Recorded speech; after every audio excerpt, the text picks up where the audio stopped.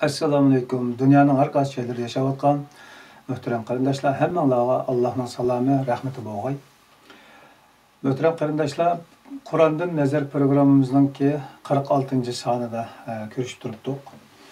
Bugun biz muqaddima qismida dastlabki muqaddima qismida biroz to'xtalib o'tgan Qur'on zaten qandoq kitob degan temada to'xtalmoqchi bo'lgan. Abdulaziz birodarimizning birozdan keyin kirdi. Shunga vaqt saqlab qolmasliklaringiz uchun boshladik. Yani Kur'an zaten qandaq kitap degan masalaga nisbatan hammadan ko'zimizni yumib Allohning bizga bergan kitobi falan deb tushundirish beramiz, ammo uning nisbatan samimiy bo'lmaganligimiz, iymonning shartlarining qatorida kitoblarga iymon keltirish deb o'qiymiz va iymon keltirganligimizni bayon qilamiz. Lekin shu Qur'onga nisbatan qanchalik ishonchda biz Kur'an özünü mükemmel, hamma narsani o'z ichiga olganligini isbotlaydigan oyatlar bilan bizga oldimizda to'lib tursinmi, biz uningga yana nimalarni qo'shib aytilib oldik. Shuning dardini qachongacha qandoq tatib kelyapmiz, buningga nazar silinglar deb charchayapmiz. Bugun yana hozirga qadar shu Qur'on masalasida kallasi ochiq bo'lmagan, Kur'an'a nisbeten düşüncesi yeterli olmayan qarindoshlarning ortak bir düşünce kelişi için bu temada yana tekrar to'xtalish zaruriyati oldu. Onun için Kerim Ustaz yana ekranda. Assalomu alaykum Ustaz, hoş geldin.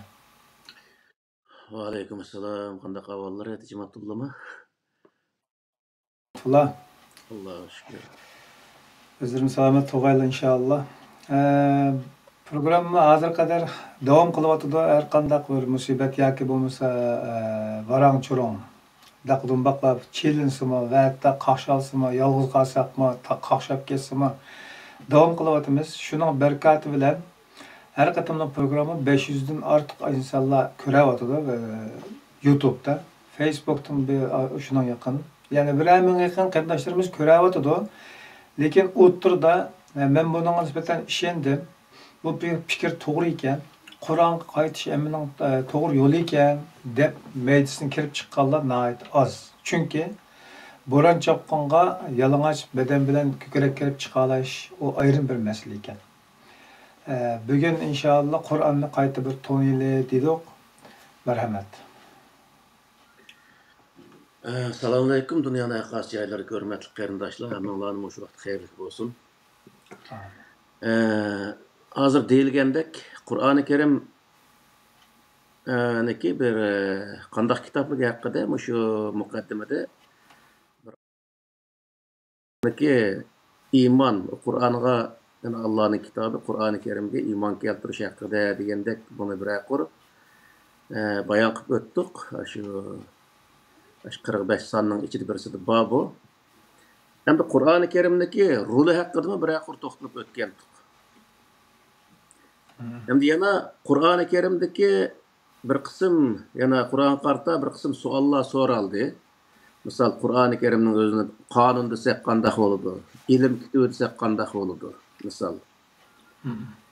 Deganga o'xshash shunday nurg'un gaplar bor. Mushu so'zlarga asosan bugungi masalan Qur'on qanday kitob degan savolniki Qur'onning yana bir tarafi bo'lgan bu vaqtchilik deyilmagan mushu tarafining o'zini biroz xalqimiz bilan, ya'ni ko'rarmanlar bilan bir yüzleşimiz deb o'yladik. Agar savol bo'lsa, shu ekrandagi nimalarga shu yozdigan yerdagi ish qilib o'zinglar bilasizlar, yozib qo'ysanglar. Biz ba'zan chalqib qolgan yerlarni haqiqatdagi shu savolniki ma'nosida to'liqlab olamiz inshaalloh.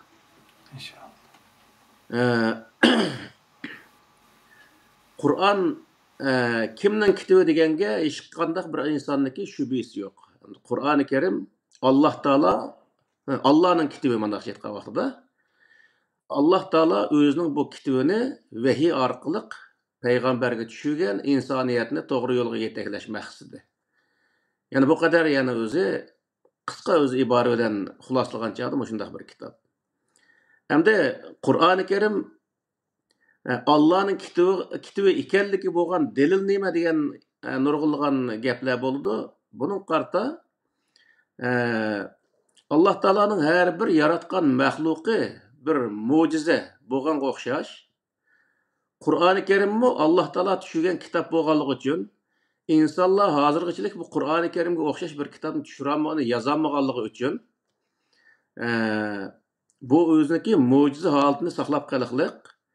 Shuning uchun buni Allah Taolaning kitobi ekanligiga, Allah tushirgan kitob ekanligiga bu isbot degan gap endi. Bundan ortiq bir narsa deyishga hojat yo'q, chunki agar Qur'on Allohning kitobi emas desa, uningga Qur'onchilik bir kitobni yezib oldimizga akelsa, Qur'ondan bek fasohat balog'atda yuqori darajadagi o vaqtda biz uni ko'rib chiqsak bo'ldi. Lekin hozirchilik nurg'unlagan milliard insonlar o'tib dunyoda 1400 yildan birisi hala bir Qur'onchilik bir kitobni keltira olmaganligi, Qur'on Allohniki so'zi Allah tushirgan kitob ekanliginiki ochiq oshkor dalili.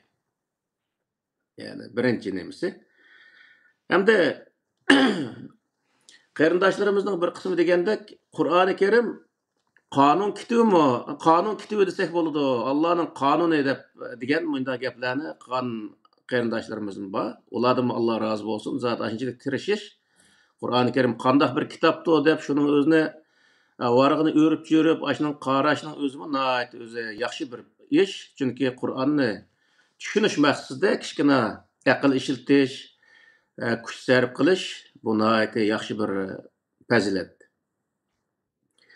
Endi Qur'oni Karimni boshdan oxiri o'qib chiqqan vaqtida Qur'oni Karimniki o'zini qonun kitobi deyishga bo'lmaydi. Chunki qonun kitobi bo'lish uchun uniki moddalar masalan Qur'onniki undaq nimalarni shu moddalarni hozir sanab kelsak, butun siyosat deymiz, jazo deymiz, har xil nimalarga so'zlab kelsak, bir 50-60 bilan tugaydi buchu.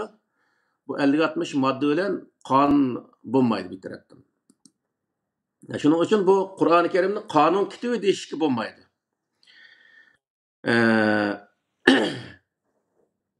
Chunki buningda undaq bütün qonunlarni o'z ichiga bir narsa yo'q.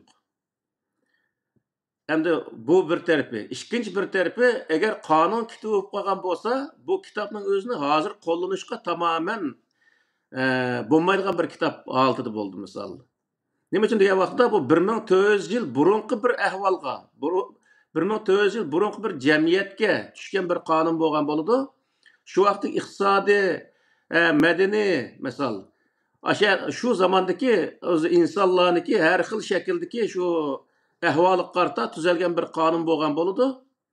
U qonun hozirgi 1400 yil keyingi hozirgi zamondagi va har xil hozirgi zamondagi o'zi o'xshamagan sharoit, o'xshamagan taraqqiyot, o'xshamagan ilm fanga ega bo'lgan davlatlardagi o'rinlarga bu Qur'oni Karim u vaqt to'g'ri kelmaydi degan gap. Buning uchun bu nima deymiz degan vaqtda qonun kelgan vaqtda Qur'oni Karim qonunga prinsip belgilaydigan kitob.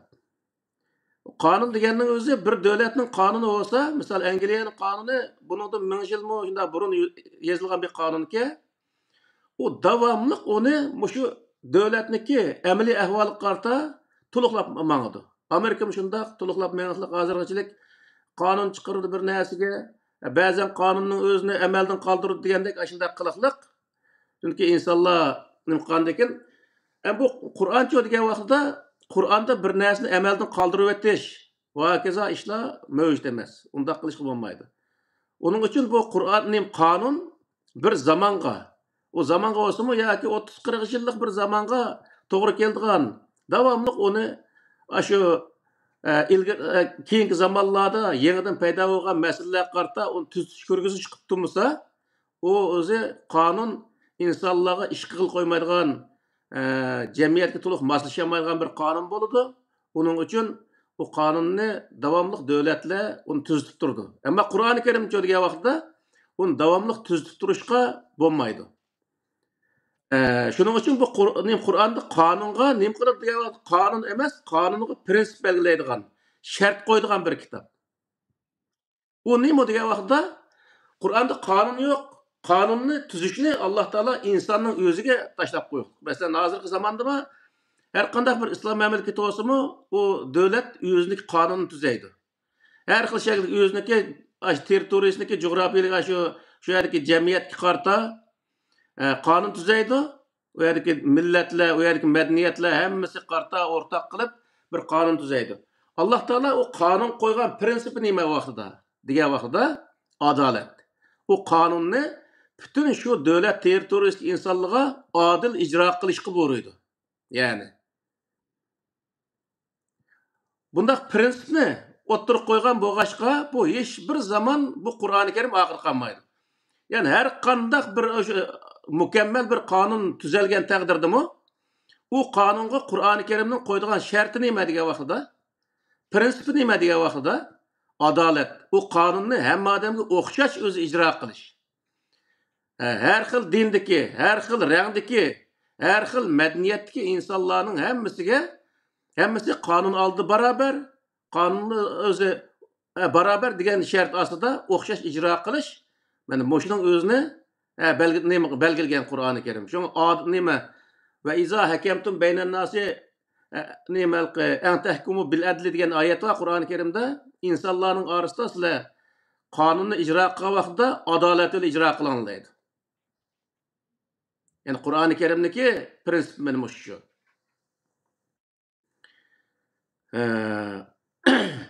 Yani başka ayetning o'zida, misol zinaniki meselesinde o zinaxo'rning o'zini jazolagan vaqtda bir turkum insonlar kelib o jazolagan maydonga kelsin va o jazolagan vaqtning o'zida hech bir tarafga yonvoz chiqib bo'lmaydi degan o'zi prinsipni Alloh taolo o'tirib qo'ydi. Nima degan vaqtda buning o'zidimi mayli kim bo'lishidan qat'iy nazar, urug' tuqqunimiz bo'lamdi o jazolangan odam yoki yot odam bo'lamdi, kim bo'lishidan qat'iy nazar aş belgilegen cezanın özünü aynen beriş hemmisiga qandaq bir zinaxo bo'lishni qat'iy nazar onunga aşu rengini yoki tilini yoki madaniyatini yoki dinini surishtirib qilmasdan jazoni o'xshash berish hemmisiga buning o'zini belgilaydi. Buni o'ttirib qo'ygan. Yani buning o'zi nima bildirdi desa adolatni bildirdi degan gap. Yani Qur'oni Karim qonun emas, qonunning o'ziga prinsip belgilagan bir kitob degan gap. Yana bizmi mesela Sharq Turkiston ozod qilgandan keyin bizning qonunshunosligimiz qonunning o'zini chiqirdi. Chiqarganda u yerda har xil millatlar bo'ldi. Misol bizniki davlatimizning o'zida Uyg'urlar, Qozoqlar, Qirg'izlar, O'zbeklar degandek nurg'un o'zi millatlar bor. Ash millatlarning hammasini oldida u qonunni qanday ijro qilishga buyurdi Alloh taolo desa, Alloh taoloning prinsipi qanday tuzishli qat'iy nazar u qonunni hammasiga o'xshash adolat bilan ijro qilishga buyurdi. Mana bu Qur'oni Karimdagi qonun qo'ygan prinsipi degan gap.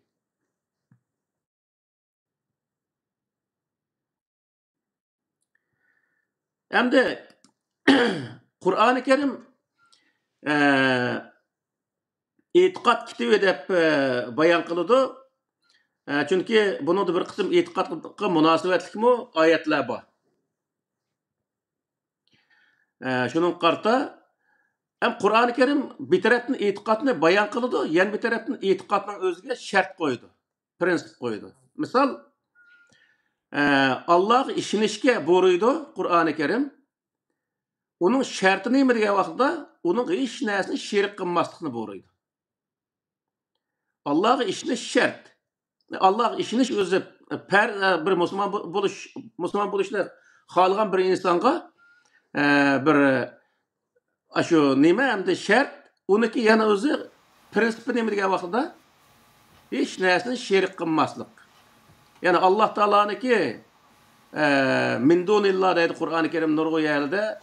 Min dunillah degani Allohning tövündeki, Allah yaratgan bütün mahlukotlarning hammasini buni nurg'u qatim so'zlab o'tdik. Hammasi Allohniki yaratgan mahluqi, u mahluqlar hammasi o'xshash. Misol biz bilan tosh, va daraxt, her qanday narsa Allohning oldida bir mahluq bo'lgandan keyin uni hammasi Allohning oldida o'xshash hisoblanadi degan gap. O'xshash hisoblangandan keyin o'xshash narsa mahluqlikda o'xshash bo'lgan bir narsaning o'zi yana bir mahluqning o'ziga e'tiqod qilish, uni cho'qinish u xato degan gap. Alloh taolo mana shunday narsani to'sib degan gap. Ya'ni biz bir insonga yoki bir o'zi toshqa yoki butqa yoki ashunday narsalarga cho'qinishning o'zi nima degan vaqtida u özümüz o'xshash bir narsaga yoki ba'zilarni o'zimiz yasab olgan narsalarga cho'qingan bo'lgandan keyin u halqi o'xshash narsaga cho'qinish bu Alloh taoloning dargohida bir to'g'ri narsa hisoblanmaydi. Cho'qinishga nima belgilagan degan vaqtda cho'qinishga loyiq bo'lgan birisiga cho'qinishning o'zini Alloh taolo buyurdi. Uning uchun Alloh Qur'oni Karimda Elhamdülillahi Rabbil Alemin, Errahmanir Rahim, Malik Yevmiddin, İyyake na'budu ve İyyake nestaîn. Aşağı Kur'an'da nima Fatiha'nın 5 ba barliq narsalarni tadrici barliq keltirgan mehribon, shafqatli qiyomat kunining egisi bo'lgan zotga barliq hamd sanolar xosdir degandan demakki ashundaq o'zi shartga to'shqan bir xudo. Yani bütün kainatning o'zi asta yaratgan, uning o'zi marhamat qila olgan, shafqatni ko'rsata olgan, qiyomat kuni undan hisob oladigan, mundaq o'zi kuchga ega bo'lgan bir zotga ibodat qilish, uniki so'ziga itoat qilish, bu o'zi bu insonniki inson e'tiqod qilsa bo'ladigan bir narsa ekanligini bildirdi degan gap. Bundaq bir narsaga layoqati yo'q, o insonga hech qanday bir foyda ziyonni keltira olmaydigan bundaq bir narsaga e'tiqod qilish, unga cho'qinish, bu Allohning dargohida qabul qilinmaydigan, ya'ni inson o'zini o'zi ahmoq qilgan bir narsa ekanligini Alloh taolo bu yerda bayon qildi. Buning uchun Qur'onda e'tiqodning o'zigimi asosan shartni qo'yib Alloh taolo shart boyaga o'xshash misol Allohga e'tiqod qilish uchun Allah'ın birligiga va barlig'ining o'zini e'tirof qilish bilan birga uning tövündeki narsalarni, uning o'z bir nima, uning tövündeki narsalarga cho'qinmaslik yoki uningga boshqa narsaning o'zini qo'shmaslik, o'xshash misol, o'xshatmaslik, o'xshash shunday o'z shartlarni qo'yib Alloh taolo. Buning uchun buning o'zini e'tiqod kitobi bir tarafdan, yana bir tarafdan ko'rgan vaqtda e'tiqodga shart qo'ydigan bundaq bir kitap. Yani şartları bilan birga qabul qilishimiz lozim. Allohga o'zi nima qilamiz, e'tiqod qilamiz, ishonamiz. Ammo uning sharti nima degan vaqtda uni shirk keltirmaymiz, hech narsani o'xshatmaymiz. Degan mana shu narsa bo'lgan vaqtda u odam to'g'ri iymonning o'zini to'g'ri aytgan bo'ladi degan gap.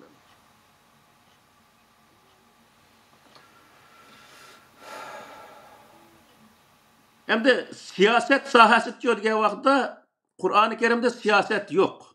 Mana shu vaqtda hech qanday bir siyaset sahasida bir siyaset degan hali cho'ng bir ilm. Onun neçtal kitabı Kur'anchilik neçi kitabning o'zini o'qigan vaqtda uningdagi o siyasetni bildigan gap inson. Onun için Alloh taolo Qur'oni Kerim'de siyasetni so'zlamaklik. Hem de siyasetga Alloh taolo shart qo'yuqliq. Siyasetga yana prinsip belgileklik. Prinsip belgilek degan nima degan vaqtda misol bir davlatniki prezidenti bo'lsa, o prezidentga Alloh taoloning qo'ygan sharti nima?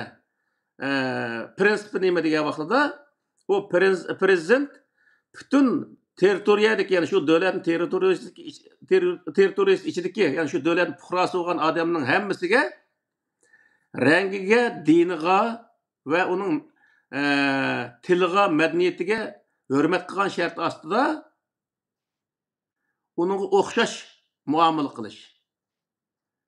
Ya'ni dinchilik qilib, o'ziniki diniy e'tiqodi bilan birga bo'lgan odamlarga o'ng ko'z bilan o'ziniki diniy e'tiqodiga o'xshamaydigan dindagi insonlarga o'zining fuqarosi bo'lsa-mu, uningga so'l ko'z bilan qarab, o'zi o o'ziga o'xshamaydiganlarga zulm qilib, bundaq qilishning o'zini Qur'oni Karim nima cheklaydi degan gap. Ya'ni siyosatdami o'zi bütün insonlarga o'xshash muomala qilishni, ya'ni adolat bilan, siyosatda men adolat bilan o'zi muomala qilishni buni buyuradi degan gap. Bu qonun sohasi bilan ikkisi o'xshashib ketadi ya'ni. Ya'ni bir yerga olgan vaqtida dindan so'zlab o'ziniki o'zi musulmon bo'lsa, misol islomni so'zlash orqali boshqa dindagilarniki ruhiga ta'sir qiladigan gaplarni qilish bu nimaga davlatniki rais bo'lgan insonlarga to'g'ri kelmaydigan narsa. Uning uchun davlat rais bo'lgan insonlar Bu yerda millatniki birlik barobarligini nazar tutgan holatda so'zlash, ularga o'z foyda ziyonini so'zlash, bu o'zi davlatniki prezident bo'lgan insonlarga yo davlat rahbarlariga, ma'muriy insonlarga tushgan vazifa degan gap.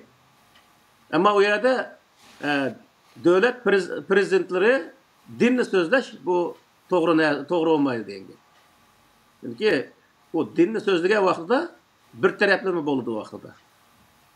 Şoň Qur'an-ı Kerim'nin özdümü Allah Teala nima deydi dese Peygamber Aleyhisselam'a şu her kol asıda nurgun her nimedeki her xil dindeki insanlar boğaşka bir toplumның içinde lekum dinukum veliyedin degan ayetini arqılık Peygamber Aleyhisselam'la tizginlegen. O nima degan vaqtda her insonniki dini itiqadi o'ziga. Bir insonni men musulmon bo'ldim deb, musulmon bo'lmagan insonga haqorat qiladigan, zulm qiladigan ishning o'zini Alloh taolo o'zi cheklagan. Yana boshqa oyatlarning o'zida bir qavm, yani bir qavmning o'zini masxar qilmasin, mumkin shu masxar qilingan qavm, masxar qiluvchi qavmdan yaxshi bo'lishi mumkin degan o'zi ayollarni masxar qilmasin, masxar qilingan ayollar masxar qiluvchi ayollardan yaxshi bo'lishi mumkin degan Qur'oni Karimda yana bir-biriniki muqaddasatlarni, yani ibodatxonasi deymiz, kitaplar deymiz, bunun o'zi haqorat qilmaslik sohasida nurg'un ashunday oyatlar bor. Bu oyatlarning hammasini bir yerga yig'gan vaqtida bu siyosat qilgan insonlar jamiyatga yaxshi ta'sir berish, jamiyatning inoqligini saqlash maqsadida u yerda diniy e'tiqodni so'zlamasligi bu to'g'ri degan gap. Diniy e'tiqodni so'zlagan taqdirdami boshqalarni ayıplamaydigan, boshqalarni haqorat qilmaydigan shaklda so'zlash bu nihoyatda yaxshi bo'ladi degan gap. Chunki yuqoridagi inson, ya'ni davlatniki beshi bo'lgan inson jamiyatga yaxshi, jamiyat yashayotgan har xil din, har xil millatga o'xshash muomala qilgan vaqtda millat anadan o'rganib, jamiyatda bir inoqlik paydo bo'ladi degan gap. Shuning uchun hozirgi zamonda Türkiye'nin bir nimesi var. Türkiye'deki kurulması layıklık degan bir tüzümün üstüne kurulgan. Bu layıklık aslında Kur'an-ı Kerim'den çıkarılgan bir narsa. Layıklık deganning o'zi din siyasetini arif etilgan. Yani bunda deganlik her odamniki diniy e'tiqodi o'ziga degan gap. Onu siyasetga aralashtirishga bo'lmaydi degan ma'no chiqadi. Bu o'zi Qur'oni Karimning ruhiga to'g'ri keladigan, Qur'oni Karimning siyosat qismiga to'g'ri keladigan bir narsa degan gap.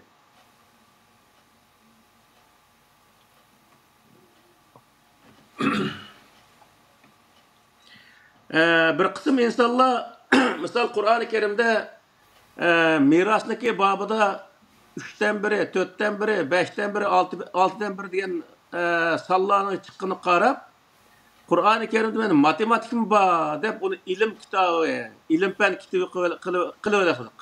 Osmon jismlari ancha-muncha so'zlansa, uning o'zini ilm fan kitobi qilib olaqliq. Bumi bir to'g'ri narsa emas. Yani Qur'oni Karim ilm fan kitobi emas uning ustiga. Bu nima degan vaqtda, yanlı burun degandeklar ilm fanga prinsip qo'ydigan kitap. Yani bu nima degan vaqtda Qur'oni Karimda matematik deymiz, fizik, kimya, astronomiya deymiz, biologiya, fiziologiya, anatomiya deymiz. Bunda bir fan yo'q. Bu uning bir nimaniki ayollarniki balyatqisniki gaplar chiqib qolsa, mana u anatomiya va buning deb unda gaplarni qilish bu to'g'ri emas. Bu biroz Alloh taolo o'zining qudratlarini insonlarga tushuntirish maqsadida bir keltirgan bir dalil isbotlar xolos. Osmon jismlari mandaq deganlikning o'zimi Alloh taolo o'ziniki qudratini insonlarga bayon qilish maqsadida keltirgan bir dalil isbotlar. Ammo uni tafsiloti uni Qur'oni Karimda yo'q. Bu ilm fan kitobi bo'lmasa vaqtida nima degan vaqtda ilm fanga shart qo'ygan, ya'ni ilm fanga prinsip belgilagan bir kitob. U qanday degan vaqtda inson har qanday ilmning o'zini o'qishga bo'ldi. Mayli matematik o'qisin, fizik o'qisin, kimyo o'qisin, astronomiya o'qisin, biologiya, fiziologiya, dunyodagi butun har qanday ilm fanning o'zini insonlar o'qishga bo'ladi. Faqatla bu yerdagi narsa Alloh taolo qo'ygan prinsip nima vaqtida degan vaqtida u inson o'qigan inson u ilmning o'zini hech bir zaman Alloh taoloning maxluqiniki ziyniq ishlatmaslik. Bu bayon qilindi Qur'oni Karimda. Ya'ni Alloh taolo Qur'onda bütün kainatdagi, yani bütün zimindagi narsalarning hammasini sizning manfaatingiz uchun yaratdim deydi. Bu nima degan bo'ldi degan vaqtida uni qilgan vaqtning o'zi bir inson, yani bir insonning ziyniq ishlatish bo'lmaydi degan gap. Shuning uchun bu yerda Qur'oni Karimda ikki tal narsa chiqib qolsa, meni buning o'zi ilm-fan kitobi deb boshqa hozirgi zamon ilm-fanlarini o'qishdan to'sib, bütün ilm mush Qur'oni Karimda bor deb insonlarni Qur'oni Karimdagi ichidagi shu az bir narsaga bog'lab olish bu to'g'ri narsa olmaydi degan gap. Shuning uchun bu insonlarni masalan Qur'oni Karimdagi sharti ostida, yani bir odam siyosatni qilgan bo'lsa, adolat bilan insonlarga foydali bo'lgan siyosatni qilish sharti bilan siyosatni o'qisa, u nihoyat yaxshi bir ilm o'qigan bo'ladi. Fizik o'qisimi insonlarning foydasi uchun, mushkulotlarning o'zini yengillatish uchun, insonlarga bir o'zi yaxshi bir turmushiga yaxshilik olib kelish maqsadida, ya'ni yaxshilik qilish maqsadida o'qishni Alloh taolo buyurdi. Ammo hech bir zaman bu yerda ikki tal bir narsa chiqib qolsa, uning o'zini apirib bütün dunyodagi ilm-fan Qur'oni Karimning ichida bor deyish, bu o'zi Qur'oni Karim to'g'ri kelmaydi. Hozir dunyodagi ilm-fan kitoblarni yig'sak, Qur'oni Karimdek 1000 million poat chiqadi. Hatto necha million poat chiqish kerak. U nima degan vaqtda u ilm-fan. Hamda bu Qur'oni Karim degan vaqtda ilm-fanga bir shart qo'ygan, ya'ni prinsip belgilagan bir kitob. Buning uchun biz ilm-fanni o'qiymiz, ammo Qur'oni Karimning prinsipidan chiqib ketmasligimiz lozim. O prinsip nima degan vaqtda Allohning har qanday maxluqiga zarar bermagan shart ostida. İnsan bilen mayli dal-daraxt olsun, mayli ekologiya olsun, hammasiga ziyon yetkazmaslik sharti bilan ilm-fanni ashundaq o'zi taraqqiy qildirish, ayndaq ishiltish sharti bilan qilish, yani o'qish bu o'zi Alloh taolo maqsad qilgan narsa degan gap.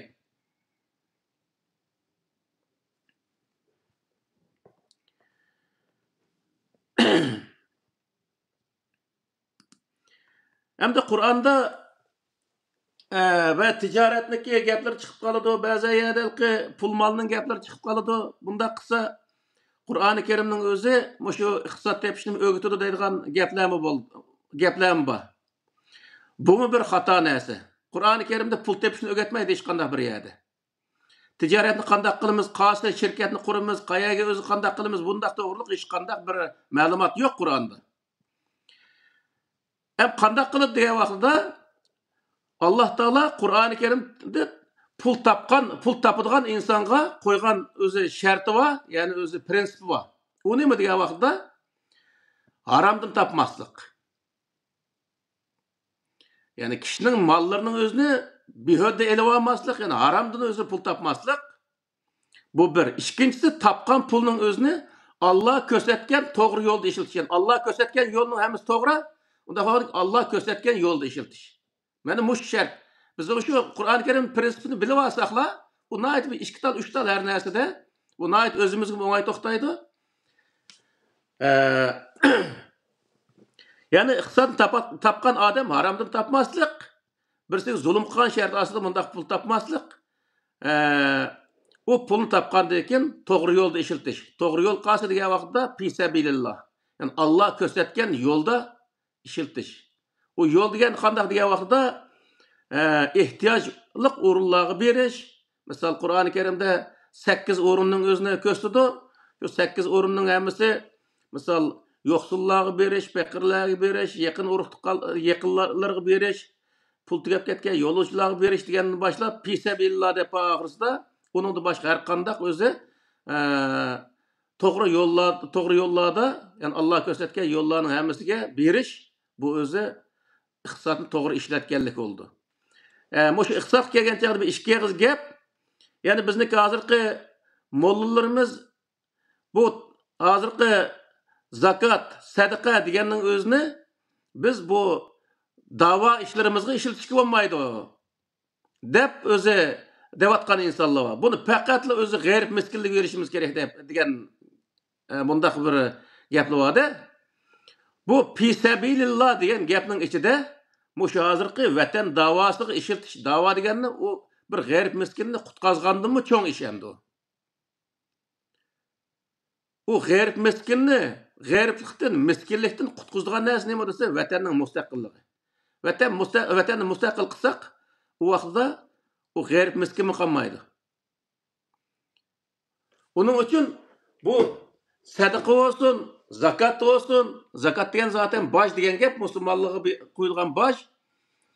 Bu narsalarning hammasini mushu millatniki ma'rifiga, da'vo ishlariga, mushunga ishiltish bu nihoyat to'g'ri bir ish. Buning o'zini diniy sohadagi odamlar qayta Qur'oni Karimni o'rib-ko'rib ko'rish kerak. Hech narsa ko'rmay 10 varaq kitobning o'zini tuzib o'qimay, minglarcha varaq kitob o'qigan odamga mushatilgan mundaq insonlar bor dunyoda. Agar Qur'onning o'zini qo'yni qo'yib turib, urusdadi, bir oy, 2 oy, 5-6 oy tadqiq ko'rish lozim. Fisabilillah faqat jihad qilishimiz deb. U mushuning bir turi, misol, vatanni ozod qilish yo'lida mayli qurolliq kurash bo'lsin, mayli qurolsiz kurash bo'lsin, mayli ilmiy kurash bo'lsin, mayli madaniy kurash bo'lsin, zodi millatniki mavjudligi, vatanning ozodligi uchun ishiltiladigan har qanday yo'lga ishiltish, bu sadaqa bo'lsin, zakat bo'lsin, buni ishiltish to'g'ri bir yo'lga ishlatganlik hisoblanadi. Hozir Falastindagi o'zi İsrail urib ashunda qilayotgan g'ayrat musofirligi pul yig'saqanda bo'ldi deyotgan odamlar bor. Sening millating yo'qmi o vaqtida? Suriyada 1,5 mingdek uşaq balla ayollar bor. Shu yerga bersin. Misol, agar g'ayrat miskinni izlayotgan bo'lsa, bo'lmasa boshqa o'zi tashkilotga bersa, tashkilot davoni yaxshi qilsin. Keyin qurolliq ishi bo'lsa, qurolliq o'zi ishimizga chiqasi bo'ldi misol. İllaki boshqa bir millatniki shu g'ayrat miskinlarni tepib berish bizga farzmi o vaqtida? O vaqtda biz bergan bo'lamizmi? Faqat shu arabga bersak, o vaqtda biz bir nimaga to'g'ri yerga bergan bo'lamiz. U Uyg'urga bersak, u to'g'ri bo'lmadi o narsa, misol.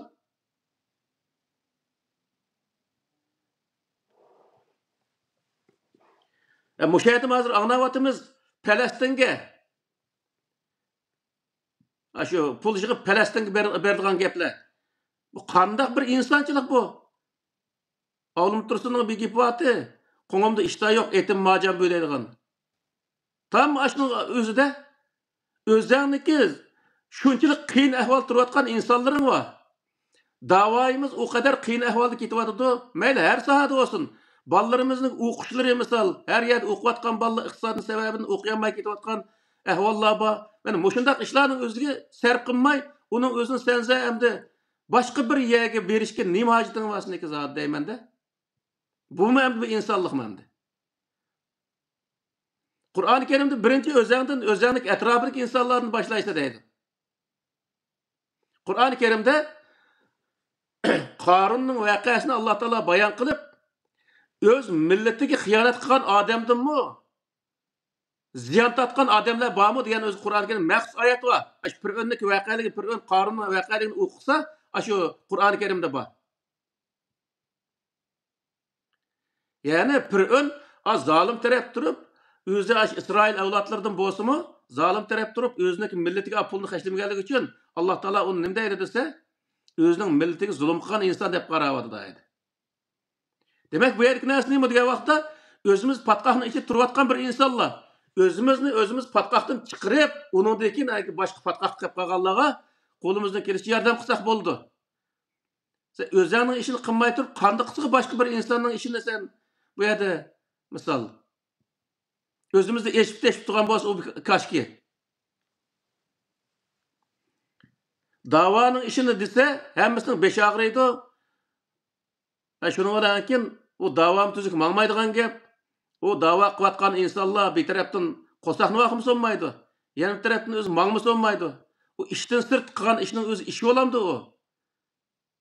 Bizning asli eng birinchi darajalik muqim ish hisobot qilgan narsa davo ishlari. Vatanni ozod qilish birinchi o'rinda turish kerak.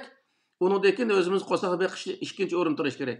Biz qo'saqni beqib bo'lib, keyin o'zi vaqtimiz chiqib, mandaq o'zi zerikib qolgan vaqtda o davoni qilgandan keyin o davomi shundoq mangadigan narsa ekan. Shunga loyiq bo'lgan gap. Şuna biz iqtisodimizni, aqlimizni, jismoniy o'zi kuch-quvvatimizni hammasini shu o'zimizniki ishiga bog'ligan vaqtida o ishimiz mangdi, u vaqtda jamiyatni pulimizni ular bergandan keyin berib, "Ma pulni sen nega qashlading?" deb hisob berish haqqimiz bo'ldi.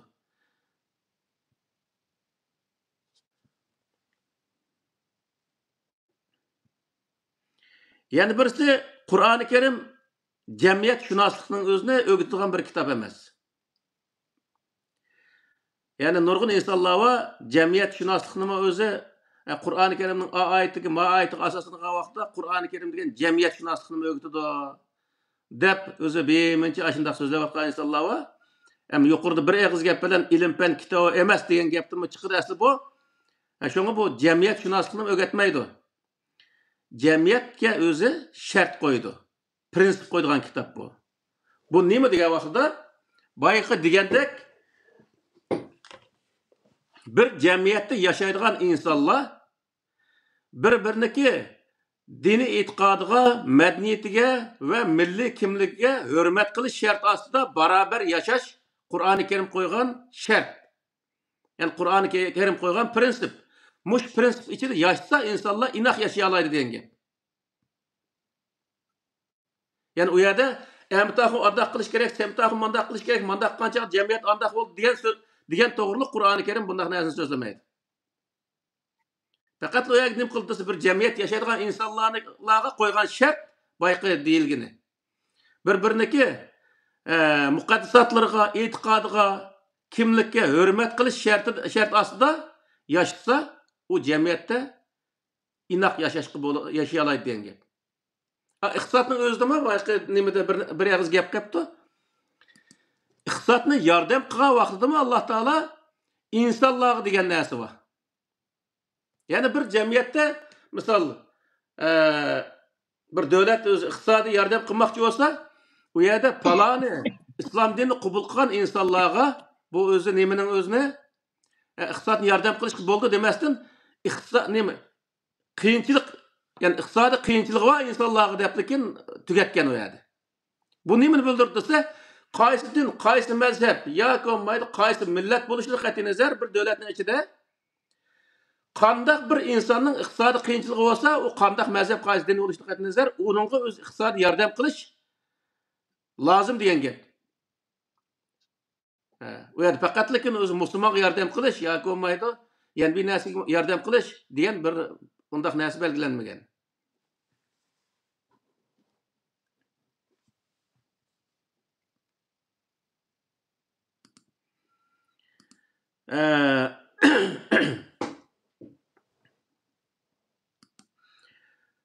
Yani Qur'oni Karimni axloq kitobi deymiz deb uni yomon jiqtaydi. Nurg'un odam deydi, nurg'un dinda o'qigan insonlar asosan axloq kitobi deymiz deydi. Axloq kitobida yolg'on gap qilmaslik, bo'hton chaqilmaslik o'xshash bir 7-8-10 dakla bir nimalar bor Qur'oni Karimda. Bütün axloq sohasidagi hamma narsa jipidan jig'nasigacha so'zlanmaydi Qur'oni Karimda. U bir misol sifatida so'zlangandek bir narsalar bor, bo'hton chaplamaslik va kaza degandek. Bu axloqning o'ziga cho'risi Alloh taolo faqatla prinsip yani qo'yganda, u nima degan vaqtda insonlar har bir inson yan bir insonning oldida bayqi so'zni kelimesida bu yana. Yan bir insonga hurmat bilan yani birisiga hurmat bilan o'zi muomala qilgan vaqtda o'zim hurmat topadigan gap. Bu o'zi boshqalarniki muqaddas har shayisiga hurmat qilish sharti bilan hurmat qilishning o'zini shart qilib belgilagan Alloh taolo. Shu vaqtda insonlar nima bo'ldisa har bir yerimizda misol meniki hozir o'ltirib yerda. Ma tarafimda bir Yahudi, ma tarafimda yana bir Xristian, yenimda yana bir musulmon bor. Ben bu yerda yaşayman hazır Londonda. Bu yerda çıkkandan keyin sirtqa hammasi xayrlik etigen deydi, etigelik chiqsaq. O'zi yaxshimisan deydi. Mana Ramazon kirdik, voy Ramazonning o'zi muborak bo'lsin deb. Ba'zi vaqtda mevalarni hamda biz qilgan tamoqning o'zini bu yemaydi deb o'ltirib, mevalarning o'zini hadiya qildi bu yerda. Bu nima degan vaqtda garchi sen har xil dinda bo'lishdan qat'iy nazar, bu yerdagi axloq nima degan vaqtda kishilarni, ya'ni atrofini kishilarni hurmat qilishni bilishing kerak degan gap. Sen uni hurmat qilgan vaqtda, umid yo'q degan vaqtda seni hurmat qildi. Bir rivoyat bor, mayli u halqi Payg'ambar alayhisalom degan bo'lsin, demagan bo'lsin, buni to'g'ri keldi. Men xadama xudima degan. Bir odam xizmat qilsa, u odam uning xizmat qildi.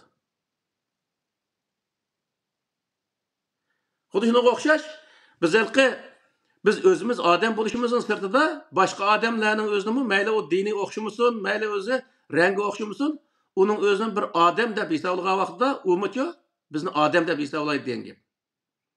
Dunyoda faqat malla odam, o boshqa odamning o'zi degan o nol o. Onda qo'y odam bo'lamdi degan odamning o'zi odam bo'lmaydigan gap.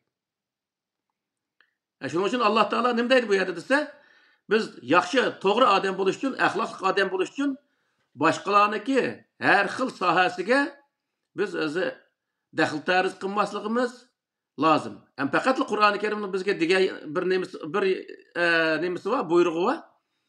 Haqni so'zlab qo'yish vazifamiz bor.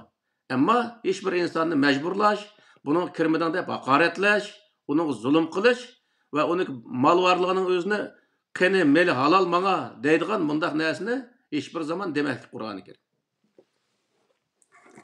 Hozir biz bu Qur'oni Karimdan so'zligini esa nurg'un insonlar ash go'yningcha qani halol, meli halol, xotin bolalar halol deyiklik bizni. Mana insonlar bor. Men uni anladim-ku. Bu kadar yani.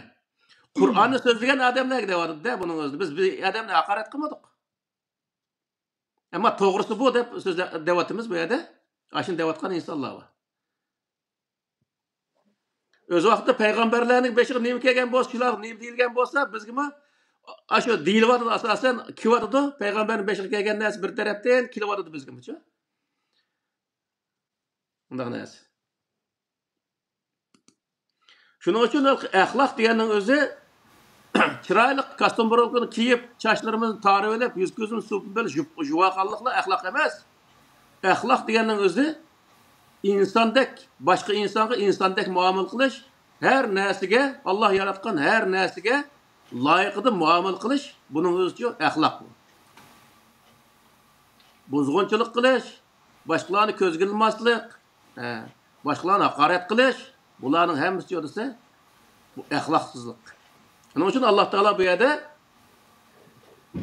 ahlakın özünü bir baştan tutup andak manası, mandak manası, men içtim Allah Teala tekabburluk kılıp mağmaslık lazım degen doğruluk Sure Luqman'da ayetler var. Ve lekin bütün ahlakın özünü Allah Teala sözlep ötmegen bolsa mı? Lekin ahlak koygan prensip neymi degen vaqtda? Mene başkalarını sen adamda görse, ular yaxshi chiroyli muomala qilsa, to'g'ri gap qilsa, mana bu shunday bo'lgan vaqtda bu insonlar sana hurmat qildi, sening gapingni oldi. Biz chiroyli gap qilgandan keyin bu rost gap qilgandan keyin, to'g'ri gap qilgandan keyin insonlar ma to'g'ri gap qilgan odam bu yaxshi odam deydi, bizning gapimizni anglaydi. Bu odamning o'zini vaqt kelsa islomni yetkazib bu dinni qabul qilishiga vosita bo'lib qolamiz misol. Özümüz çapama, atama, zadi kapros öldürüş gerek de bu yerde çepe üşürsek, bizim hakkımızda kim bağlıdı, bizim gibimiz kim tanışaydı? Terör sağa koydaydı bizim.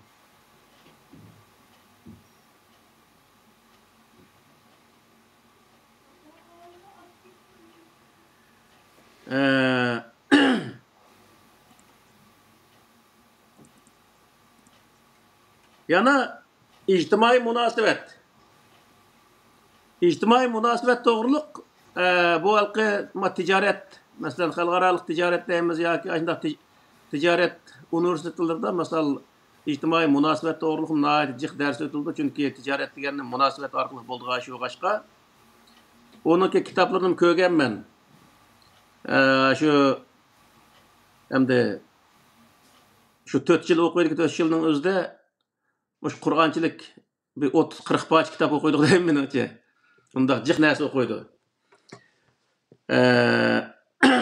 İqtisatda qandaq münasibət qilish kerak, qandaq o'zi münasibət qanchaqda uni degan o'xshash nurg'un narsalar bor. Ammo Qur'oni Karim degan vaqtda münasibət qilgan vaqtdimi, ya'ni yuqorqidek o odamga to'g'ri so'zlik bo'lish kerak, rost gap qilgan bo'lish kerak. Yolg'on gapni Qur'oni Karim zaten cheklaydi. Aldamaslik kerak boshqalarni. Ya'ni shu asoslik prinsipi, shu ikki tal prinsip. Ya'ni aldamaslik ve başkalarına ziyan salmaslık şartının özünü, bunun özünü Allah Teala alayet ta'kidlaydi yani. Şunun için bu yerdeki nesneyi degan vaqtda münasibetde biz başkalarına rast gap qiladigan, to'g'ri so'zni qiladigan, aldamaydigan mundaq bir yo'lni tutsak, Allah Teala ko'rsatgan yo'lni tutgan bo'lamiz. Başka insonlarmi o vaqtda, başka insonlarning oldida o vaqtda bizniki hurmatimiz bo'ldi yani. Bunday degan vaqtda aldamçın zaten hiç qandaq bir insan yaxşı görmeydi. Şoň bu yerdeki näse näme degan wagtda Qur'oni Kerimning özüni ilim-fan kitabi, qanun kitabi, siyaset kitabi dep bunun özüni ilim-fan kitabiga aylandırıp eliş bu ılqı Qur'oni Kerimni bir zamanга bağlap qo'yganlik oldu. Eğer ilim-fan kitabi desek misalga Peygamber Aleyhisselam zamanında düşken kitap bolgandan Peygamber Aleyhisselam'ın zamanındaki ilimga münasibetli oldu wagtda. Demek şu vaxtki ilimge qarta düşken kitap bolsa şu zamandaki ilim degan gap. Hazırki zamanga bu qanday to'g'ri keldi misal. İlim deganning o'zi her zamanda şu zamanga loyiq bo'lgan ilimning o'zi ilim hisoblanadi. Bu zaman o'tkatgandan o o'tgan zamandagi ilmga aylanib ketadi. Misal hazırki zamanda shunchalik taraqqi qildi deymiz. Mush hazırki zamandagi olimlar o'lib ketib bunun 10 yıl, 15 yıl keyin yani yeniden alimler çıkkandan keyin zaman yana bir qatim qatınıp yani terakki qancha dese, hazırki zamandaki ilim o töven bir yerde qolib qoladi degan gap. O zamandaki ilim şu zamanı qarta nəhayət yüksek bir ilim altıga o'tadi. Yani şu zamanga loyiq bir ilim altıga o'tadi. Ama hazırki zamandaki ilim dese, o zamanga loyiq bo'lamagan ilim qatoriga tushib qoladi. Shuning uchun bu ilim deganning o'zi zamanga mansub. Biz zamanga o'zi xoslanib qoldigan narsa u. Peygamber Aleyhisselam zamanında misal Qur'onni o'qish, ilm-fanni o'rgatib qo'yish yoki bo'lmaydi birga ishkini qo'yishni o'rgatib qo'yishning o'zi ilm hisoblangan bo'lsa, hozir u ilm hisoblanmaydi. Chunki nima qilsa, hozirgi vaqtdagi, hozirgi zamonga u birini ishga qo'yish bilan hozirgi zamondagi ilmga moslashib olmaydi. Agar Peygamber Aleyhisselam hozirgi zamonda bo'lsa degan vaqtda bo'lgan bo'lsa, hazırki zamandaki insanlar bilgen ilimga layık bilim o'qishning o'zini buyurgan bo'ladi deymiz endi. Shuning uchun bu yerdagi narsa nima desa, ilimni faqat Qur'onni o'qish, Qur'onni yodlash, bütün ilim Qur'onning ichida deb insonlarni aldash bu butunlay xato bir narsa. Shuning o'zi Qur'oni Karim hech qanday bir ilmni cheklamaydi. Hem her qanday bir ilmni o'qishni Alloh taolo Qur'oni Karim yol koydu yani özü çekilmeydi yani insanlar okusu boludu. Ama Kur'an-ı Kerim'deki koygan prensip neyme diye vakti onu insaniyetniki ve bütün Allah yaratkan nesleniki zinik işletmesini Allah Teala boruydu. Menfaatın için işletildi Allah Teala Kur'an-ı Kerim'de. O vakti biz onu zinik işletsek bulmaydı diyen gibi. Şunun için biz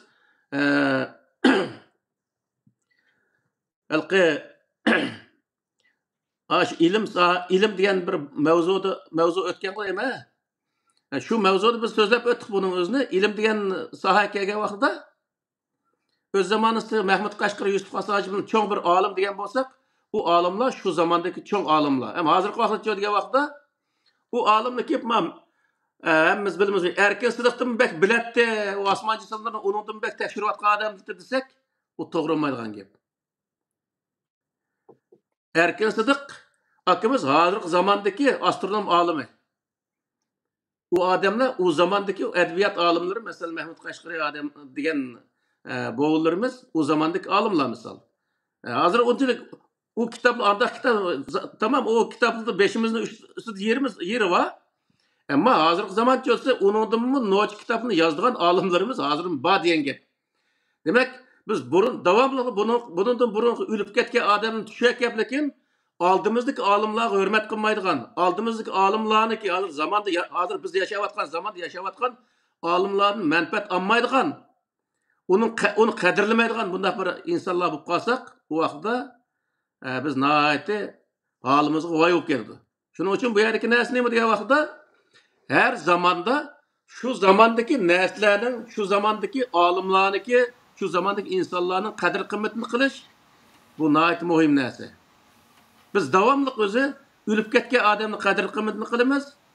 Tirik odamlarniki hech bir zaman qadrini qilmaymiz. Uni tillaymiz, haqoratlaymiz. İş qilib qo'limizga kelgan astilikni qilamiz.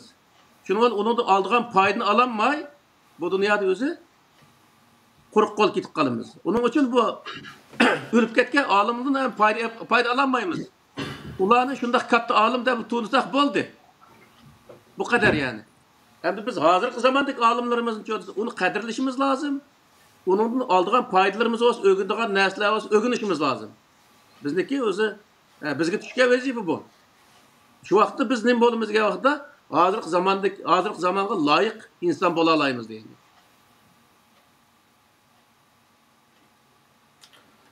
Endi bugungi so'zlar bo'lib qoldim. Bu bugungi mazmundan qarasak, endi ilgarilikqa o'rtaq bir xatolik deyotgan narsa Qur'on Karim hisob kitobi yoki tibbiyot kitobi va yoki astronomiya kitobi degandek ma'lum bir turga xos qilib qo'yish mos kelmaydi, unga loyiq emas, yo unda deyish to'g'ri emas degan shaklda o'rtaq fikrga ega. Masalan, burunqilar shunday deb kelgan bo'ldi. Ammo yana bir mazmun qaysi desa, Qur'on Karimda hamma mazmun bor. Masalan, onaning qornining 3 qat perdening ichida turadiganligini bugungi kunlikda ilm fan isbotlandi. Mana bu Qur'on Karimning ilmiy xarakterdagi mo'jizasi degan shaklda fikr qalam o'ynatganlar, fikr yurgizganlar bor ilmiy natija shaklda. Ya'ni Qur'on Karimda berilgan uchurlarga asosan ba'zan ilmiy tadqiqotlarda natija qozonganlar bo'ldi. Bunun qarab turib, endi buningda shu ilm fanning masal 2 metr yoshirilgan bo'ldi. İlahi kitap bo'lganligi uchun buning moddalarimi bor degan shakldagi fikrlar ilgari surilgan bo'ldi. Sürilgan edi. Endi hozir sizlar dayatgan mazmunda mushishki narsa aralashib ketganda tuyulib qo'ydim ama yo'q demdiq yoki xos deyishga bo'lmamdi. Bo'lmaydi demoqchi bor. Yoki har ikkisi xatomi bor ketishgan. Ya bu Qur'on-i Karim Allohning kitobi bo'lg'achqa ba'zi bir narsalar misollar Alloh taolo osmon zamin yaratishdan burun u bir gaz holatida uni biz yoduq degan oyat bor-ku. Ha, bor. Big Bang nazariyasi isbotlandi. Bu hozirgi zamondagi Big Bang nazariyasiga to'g'ri keldi degan gap. Ham u Alloh taolo tushirgan kitob bo'lg'achqa bir qism uni o'xshash yerlarni deb Qur'on-i Karimga masalan Qur'on-i Karimni keltirib qo'yiqliq. Allah taolo o toshni shu nemisning o'zini deyiklik degandan u hozirgi zamondagi olimlar tadqiqot o ikkisi bir yakkilik. Buning o'zini butun astronom bor deyish xato degan gap. Ve bütün öz astronomga dair ilimlarning hammasi, mesela ay bilan kunning orasi qanchalik, o qanchalik musofati mangada va kaza degan narsaning hammasi o Qur'on-i Karimda yo'q. Qur'on-i Karim osmon jismlarga belgilangan prinsip nima degan vaqtda her biriga bir mangdiga yani belgilab qo'yganligi va o surat nemisini belgilab qo'yganligi orliq, mesela her planetlarniki, her galaksiniki orliqlarini ma'lum o'lchamda qilib qo'yganligi u eğer jiroqlab ketsa yoki yaqinlab ketsa u vayron bo'lganligidan iborat bundaq bir prinsiplarni o'tirib qo'yiqliq Qur'on-i Karimda. Va lekin kun bilan quyoshning orasi mancha million kilometr keladi. Uniki o mancha quyoshdan mancha turli nur chiqadi deganga o'xshash bundaq bir narsa yo'q Qur'on-i Karimda. Misol. Planet o'zi mater panchilik so'g'aq bo'ldi, mater panchilik issiq bo'ldi degandek bundaq narsalar o tekshir o insan qolgan narsa. Ammo bu yerlik narsalarimiz ba'zan o'z Qur'on-i Karimdagi oyatlar hozirgi zamondagi ilm fan bilan mandaqli ba'zanlari uchirishib qolgandeklar yoki ikkisi bas kelib qolgandan keyinlar mana demadimi butun ilm Qur'onda bor deb lekin u Qur'on qilib esib men shu Qur'onni o'qisam butun ilmni o'qigan bo'lsa emasmi Bunu ya devasan texin bek payz bo'lib ketsa deb buning o'zi kishilarniki hayotini buning bilan o'zi vayron qilib o'tish bu butunlay xato.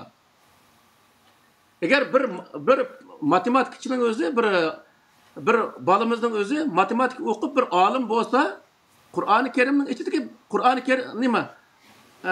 İnsonga o'zi foydali bo'lgan bir ilmni o'qigan bo'ldi. Bu ilmni faqatla insoniyatning foydasi uchun ishlatsa, Qur'oni Karimning ichidagi o'qu degan o'zi buyruq amal qilgan bo'ldi. Endi biz hozirga qadar shu Qur'oni Karimninki hammani o'z ichiga olgan, hamma tafsili bayon qilganlik oyatlarni dalil keltirib turib, Qur'oni Karimda hamma mazmun to'liq edi, buning boshqa bir to'liqlashga ehtiyoj yo'q edi degan fikrni ilgari surib keldik-ku. Bu fikr nuqsidan qaragan chog'da hozir tartgan gap bilan ikkisida bir zidlik paydo bo'lib qoladi endi. Ya, uniki Ya da demek çoğun Esselamu Aleyküm Ustaz. Aleyküm selam.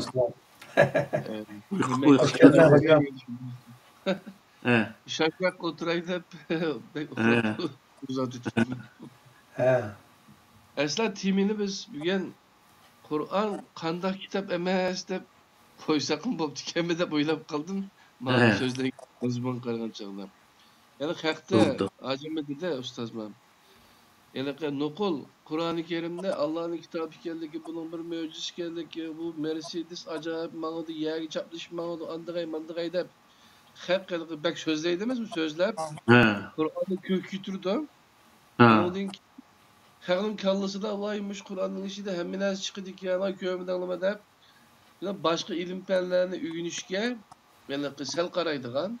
Kur'an'ın işi de hem çıkıdı, aş mı çıkıdı, boğlam çıkıdı. Lerler mi çıkıdı hepsi. Mandat rolga iş var.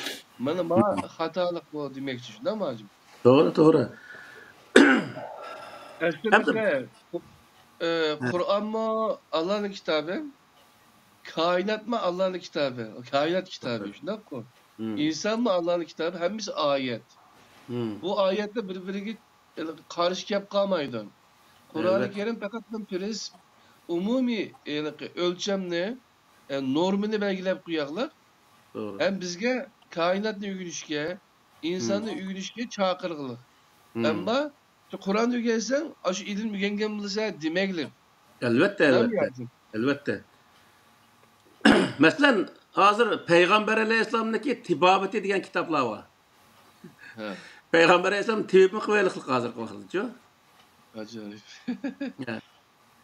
Hem hazır kıvaylıkta Peygamber Aleyhisselam'ın zamanısı kayıtsak misal.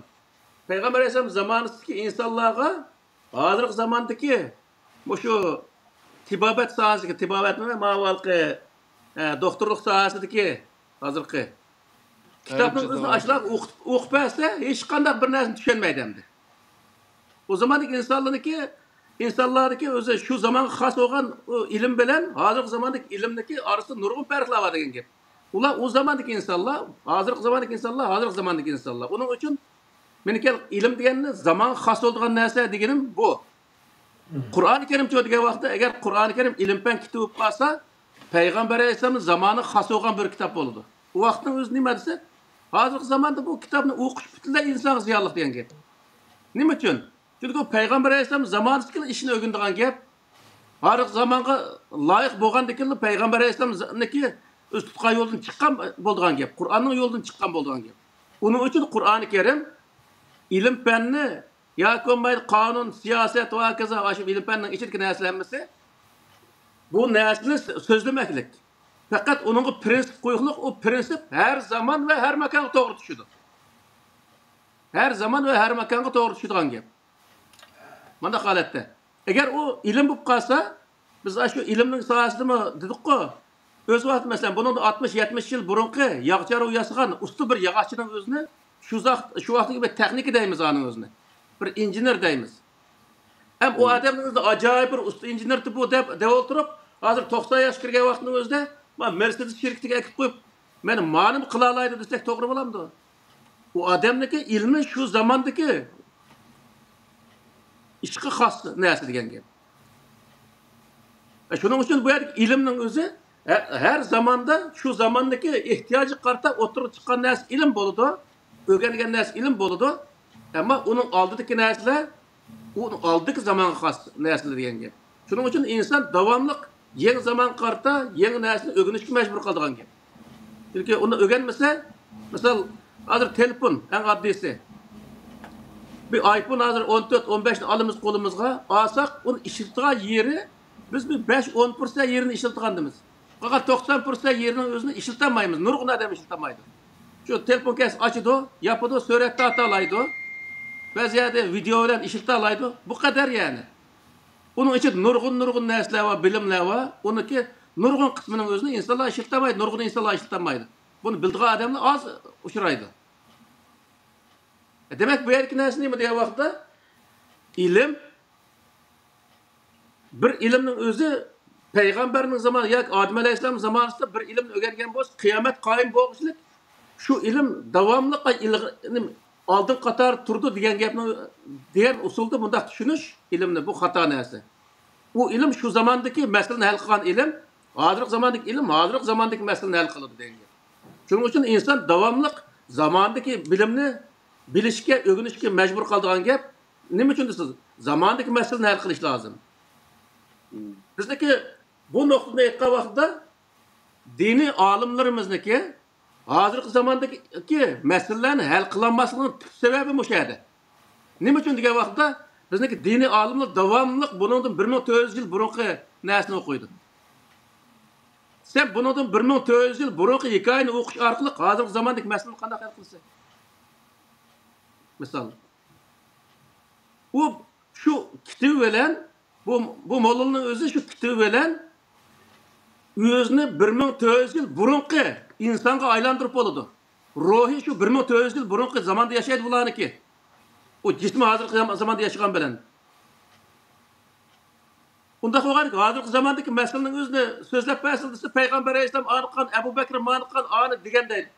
Payg'ambar alayhisalom uni qilish bilan, Abu Bakr uni deyish bilan bizning nima aloqamiz bor? Sen hozirgi masalani hal qilishing lozim sen. Unda sen payg'ambar alayhisalomga sen o'zi inkor qilding. Payg'ambar inkor qilgan ish yo'q bu yerda.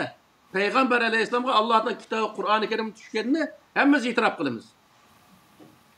Ammo agar payg'ambar alayhisalom hozirgi zamonda bo'lgan bo'lsa, yana shu 1400 yil burungi gapni qilib yuratdimi? 1400 yil burungi ishni qilib yuratdimi?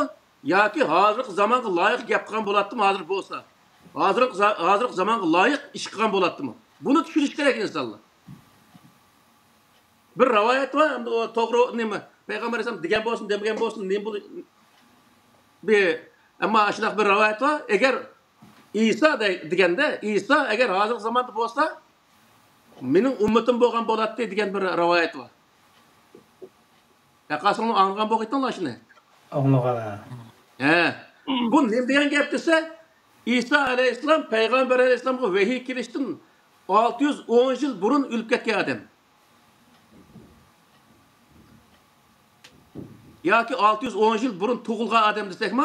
30 yıldayken, 33 yaşında mı ölüp ketken diye bir rivayetli var.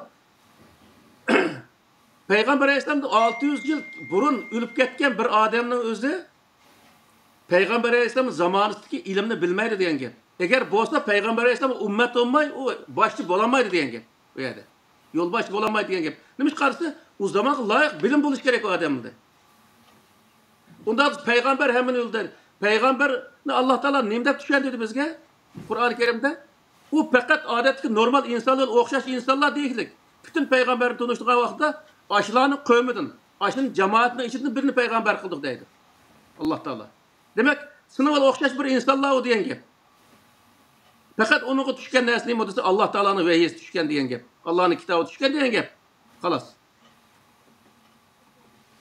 O adamlar kıyamet kaim bolduğun bilimni hemmesini bilip ketken adamlar dep Kur'an-ı Kerim diyen bir tal yeri yok. Hatta ayeti bolduğun işini bilmeyme de dep Kur'an-ı Kerim'de bayan kılalık. Peygamberge. Doğru. Yağmurun kaça yağılganını bilmeyme de Kosaktı balının kandak geldiğini bilmeyme de dep Kur'an-ı Kerim'de deydi o. O vakit onun hemmesi gayb deydi. Hem hazır çöğümde. O bilimler şu vakti gayb bilimlerdi. İnsanlar bilmeydiğin bilimlerdi. Hazırlık zamanda o ilimler hiç kalsı gayb ilimler emesi. İnsanlar onu bilalaydı. Әті ямғы yağıdığını bilalay təxmini %20-30% xata çıxsı mı, 70% zaten doğru çıxıdı aşınası. Qosaqda 2-3 həftə olğan, ya ki 3-4 həftə olğan balını ki, oğul qızlığının özünü bilalaydı hazırki vaxtda. Misal.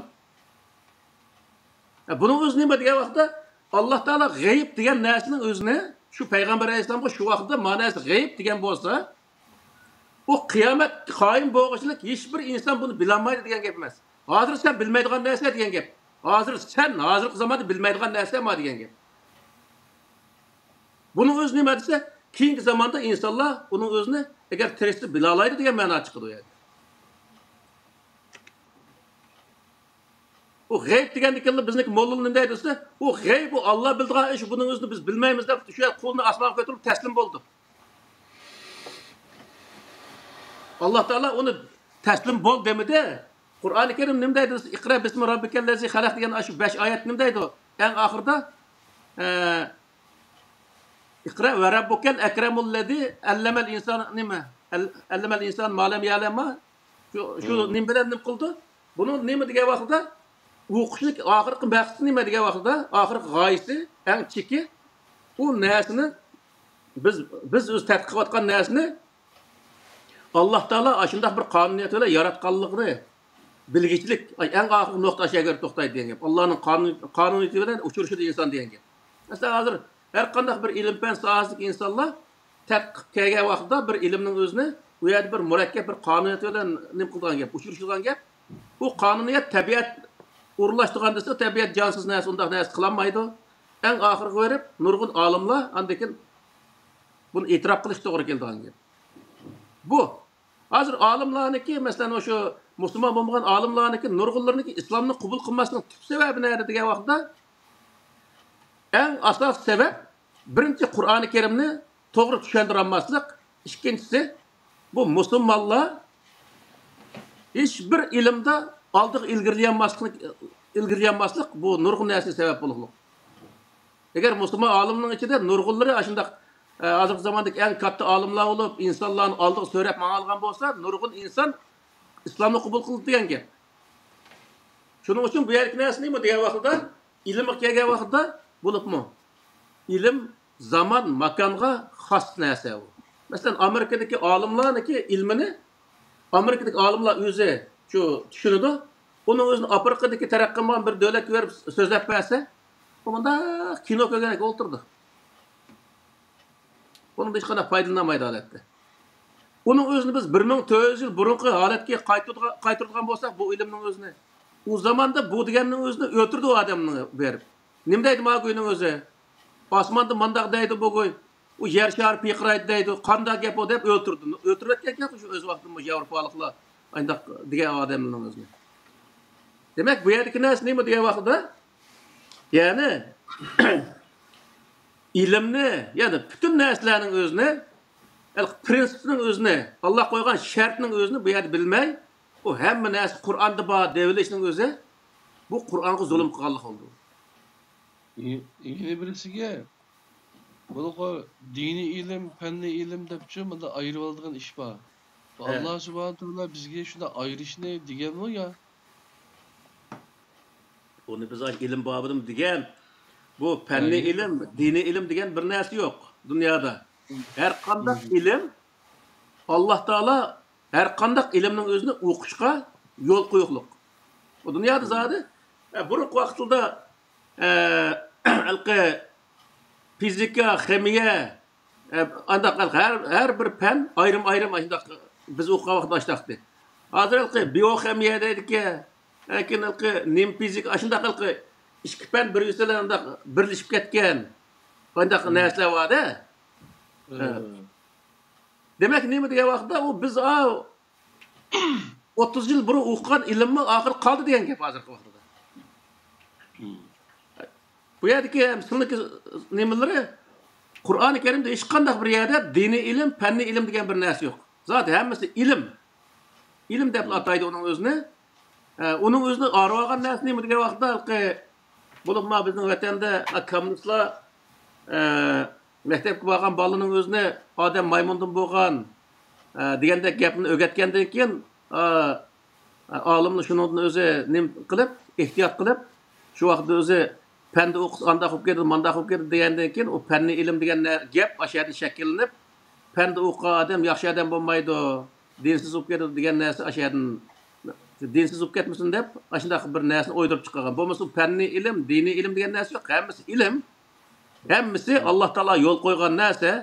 Faqat bu yer Alloh taoloning qo'ygan shart nima desa, boyqi deganga o'xshash hech bir narsaniki ziniq ishlatmaslik.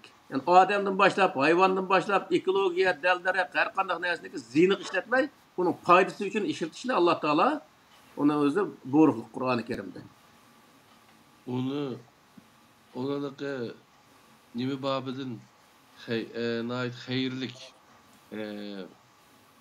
mesela dini ilim ügensen tekama hayırlik oludu dep hatta alıqı bizning mahutan taraflarda Milli Tibabet ninki bekrak evcib kitişidima şu bir dini ilim bilen dünya ilmin ügünüp kalaman desen şu bir doktorluk ilmin ügensen Texin paylık oludu diyen bekrak ortaya çıkarılgan doktorluk tiyitlecekte hem de çünkü aşına okşaş.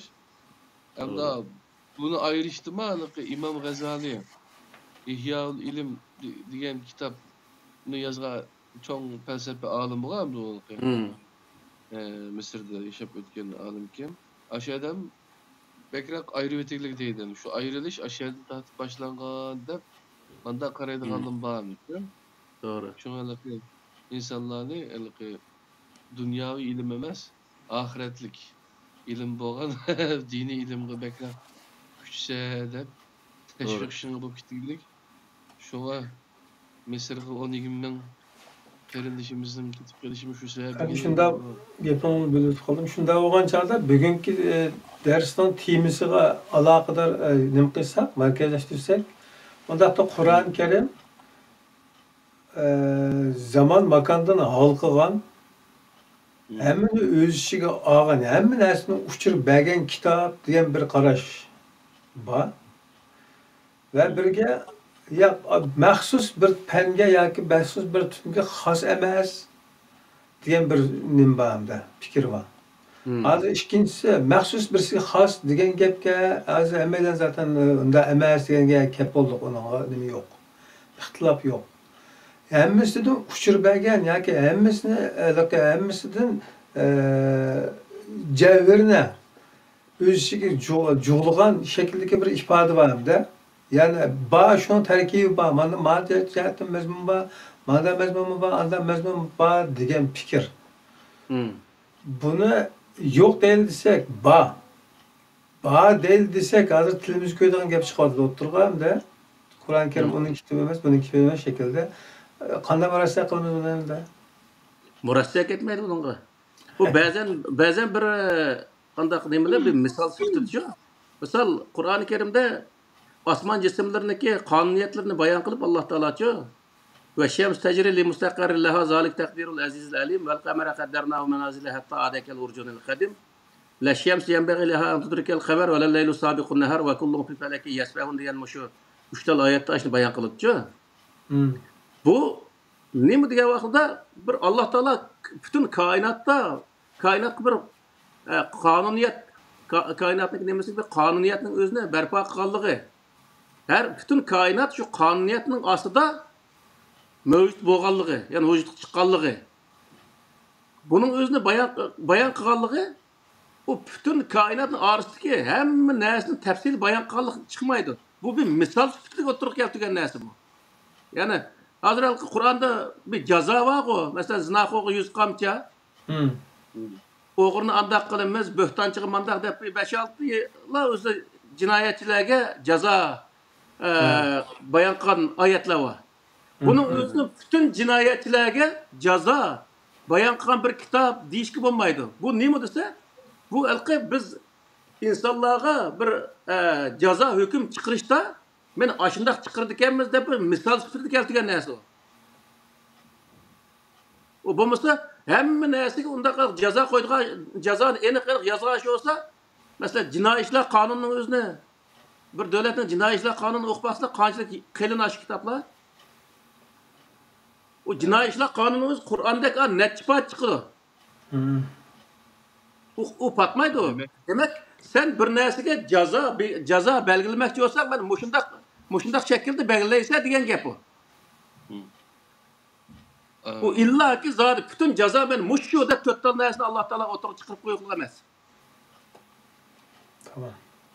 O kanun, mesela diğerlerden ağzını şu Kur'an-ı Kerim nokul bir kanun kitabı emas. Kanun kandak kılgan çağda yaşlık olduğu için normunu belgilep kuyarlar. Kalgan işi insanlar özlere kanun ilmini ürün şarkılık adaletli bir kanunun oturumu çıkışına yol gösterdiğin insanlar adalet özleri ortaya çıkardıgan manda kitap ondakin ilim pengi yürüyüş kılışka ilim pen mende var demeydi Kur'an-ı Kerim ilim pen etrafında var üzerinde var ya kara dep manda ayetlerini koygan kitap demekçi şunda He. Onu deydi, onu da ilim pen kelgan chaqda o bizga qo'ygan shart nima degan vaqtda ilim penni nas kerakning ziyniga ishlatmaslikda. Misolda shart bu. Qonunning o'zini Alloh taolo Qur'on-i Karim hech qanday qonun ko'rsatmaydi bizga. Ammo bu qonun nima uchun ko'rsatmaydi degan vaqtda har davlat o'ziniki territoriyalik amal ahvol qarta qonun tuzaydigan gap. Alloh taoloning qonun qo'ygan shart nima? degan vaqtda qonunni insonlar o'tirsa adolat bilan ijro qilish. Allohning qo'ygan sharti bu. Ya'ni prinsip bu. Ya'ni bir yerda bojni misol 10% to'laydigan boj bekitgan bo'lsa, yana bir davlatda 15%, yana bir davlatda 5%, har xil shaklda misol butun dunyoda o'xshash undaq boj to'lash qonuni o'xshash bo'lmaydi-ku. Bu davlatniki insonlarniki soatiga ishlash qancha pul oladi, shuni qarta belgilagan narsa u. Demak, bu yerki narsa nima degan vaqtda, shunda qonunni tuzgan vaqtda u davlat bütün insonlarga, ichida oq bo'lsin, qora bo'lsin, Yahud, Nasara yoki musulmon bo'lsin, qaysi din, qaysi mazhab yoki qaysi rangdagi insonlar bo'lishidan qat'iy nazar, u qonunni davlat ichida butunlay hamma insonlarga barobar, ya'ni adolatli barobar o'zini ijro qilish. Allohniki qo'ygan sharti bu degan gap. Qonun qo'ygan sharti. Siyosatchi qo'ygan sharti bu aytib besdidik qayna. Hamma odamga o'xshash qarash, o'xshash muomala qilish siyosatda. Bu davlat fuqarosi masalan bir davlatning prezidenti, davlat fuqarosi hammasiga o'xshash muomala qilish. Bundaq narsa.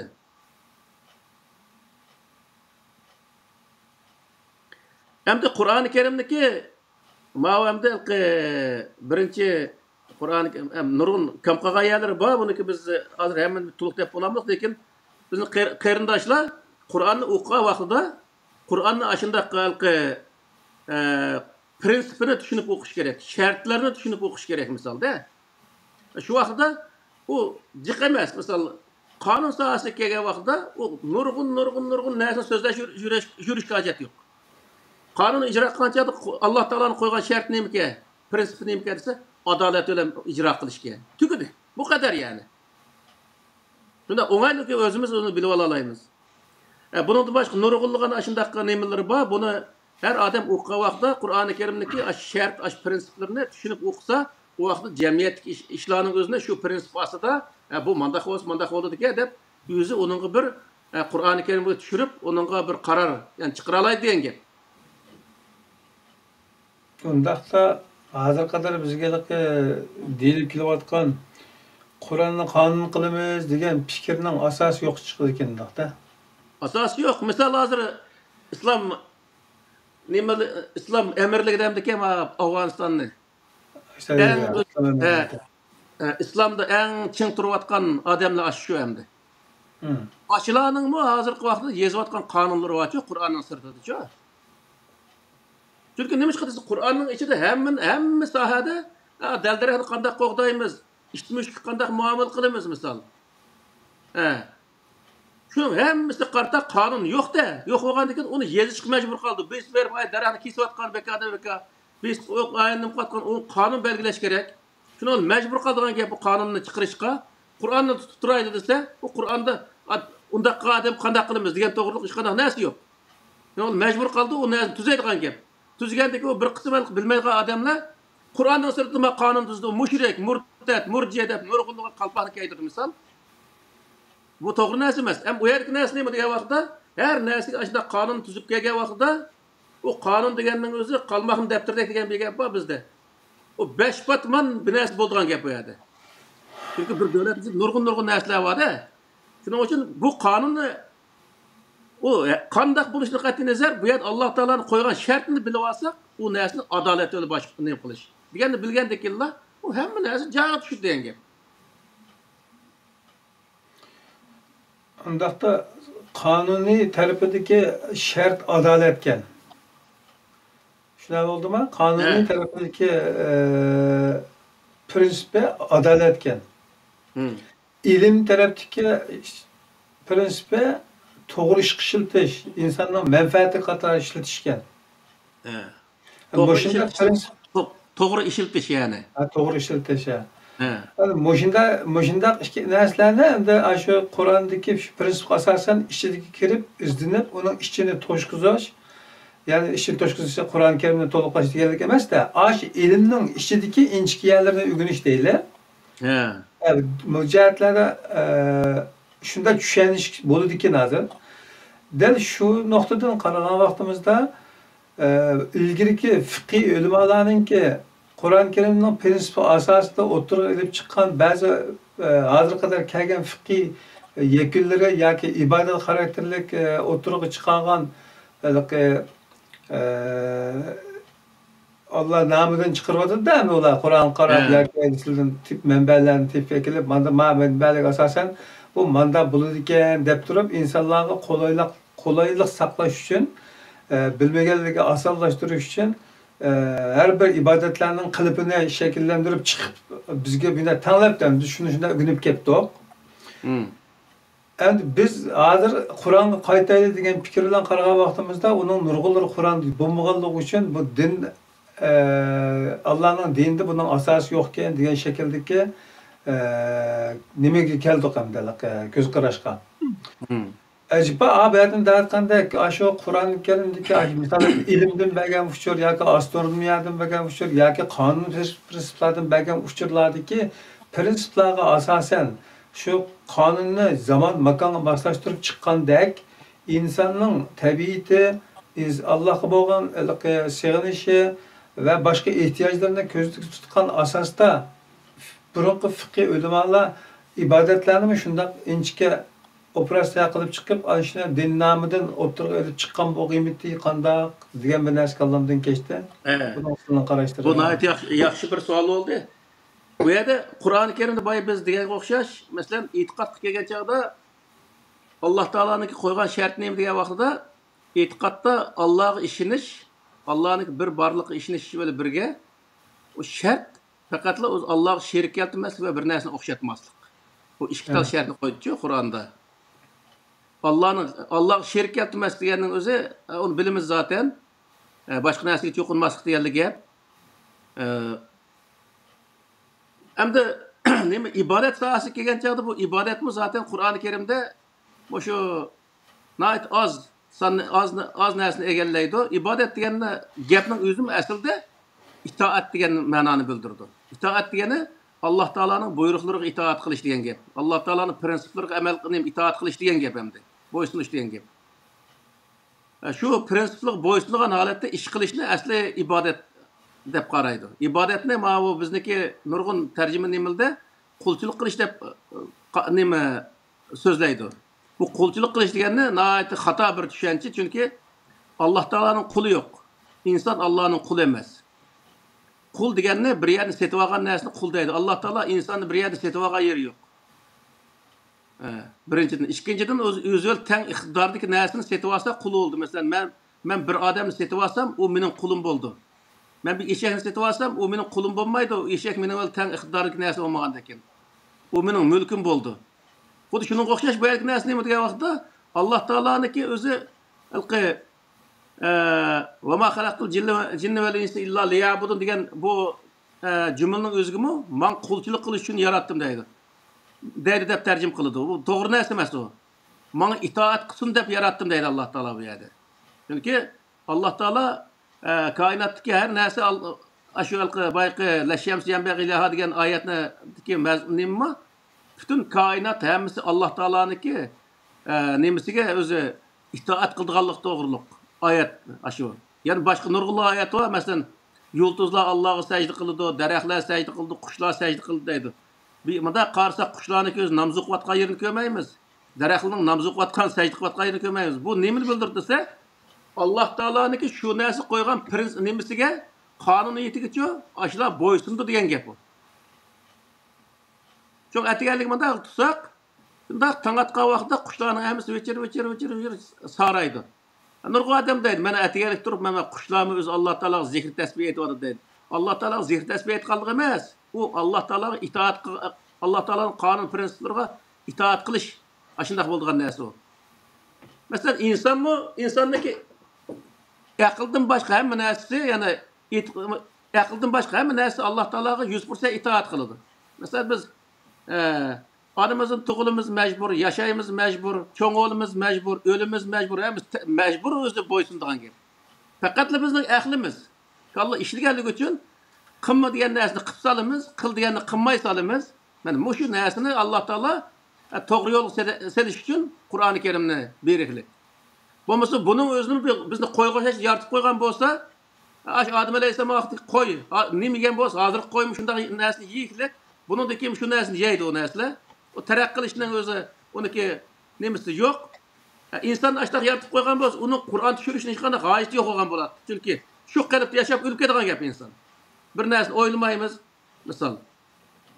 İnsan zamanını özgertidigan, zamanını kontrol kıldigan, cihanını kontrol kıldigan, mundak bir məxluq boğanlık için Allah Teala o kontrol kılsa, mandak şart asıdı kılsa onu. Mandak prensip asıdı kılsa onu. Dep onunla o prensipini bekitip koyuluk. Eğer Allah Teala bekitken prensip asılı kılan vaxtda özügümü ve başkalarımız yan tekmeydiğen mandak özü otur yol tutmagan buldu insan. Şunun için Allah Teala bunu değil yani.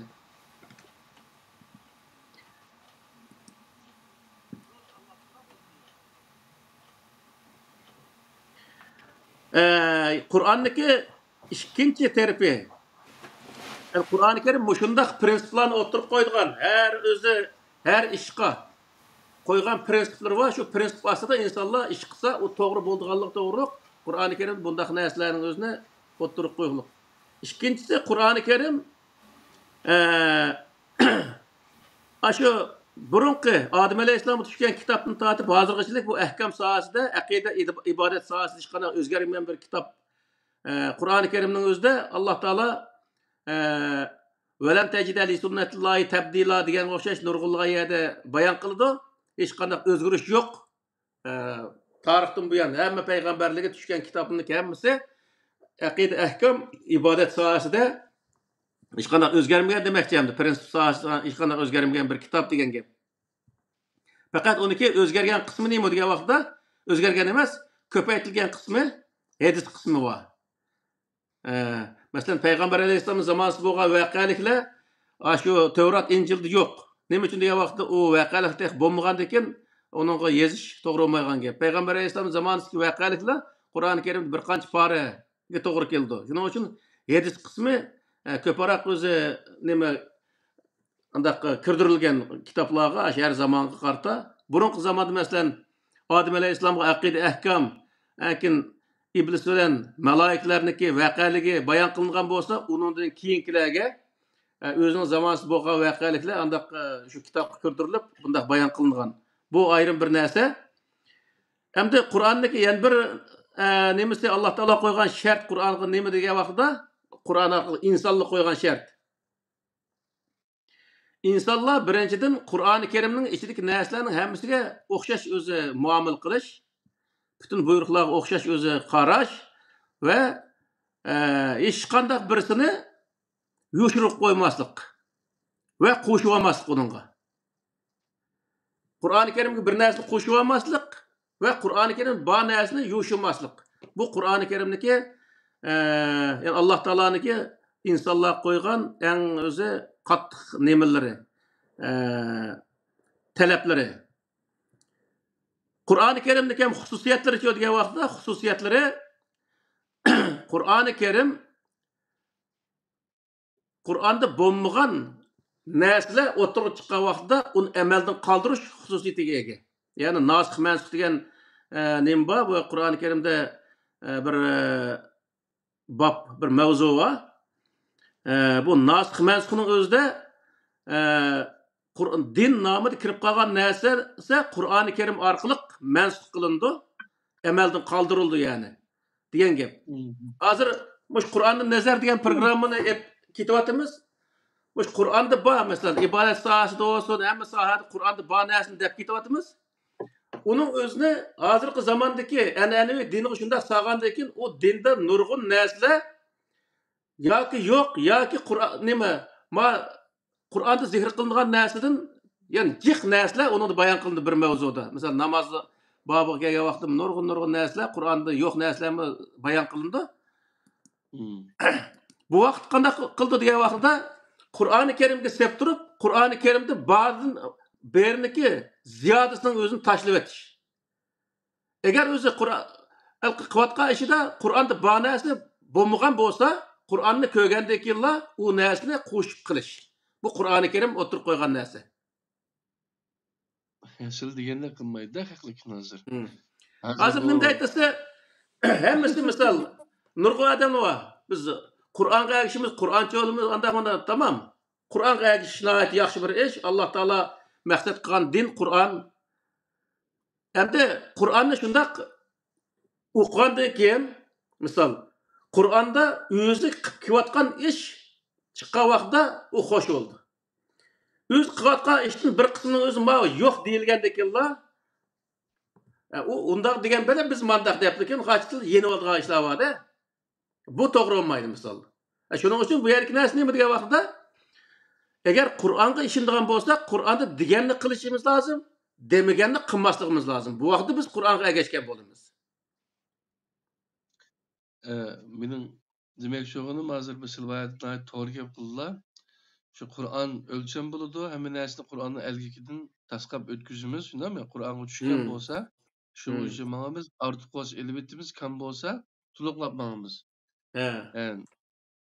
Ma hozirgi nasih mansukh degan bu nimani va an'anaviy dindikilar va sunniy dindikilar qanday qiladi desizlar? Allah'ın ayetlerini, Kur'an'daki ayetlerini ayet düşkendiğin başka ayetler emelden kaldı. Mensup olup gitti depçim.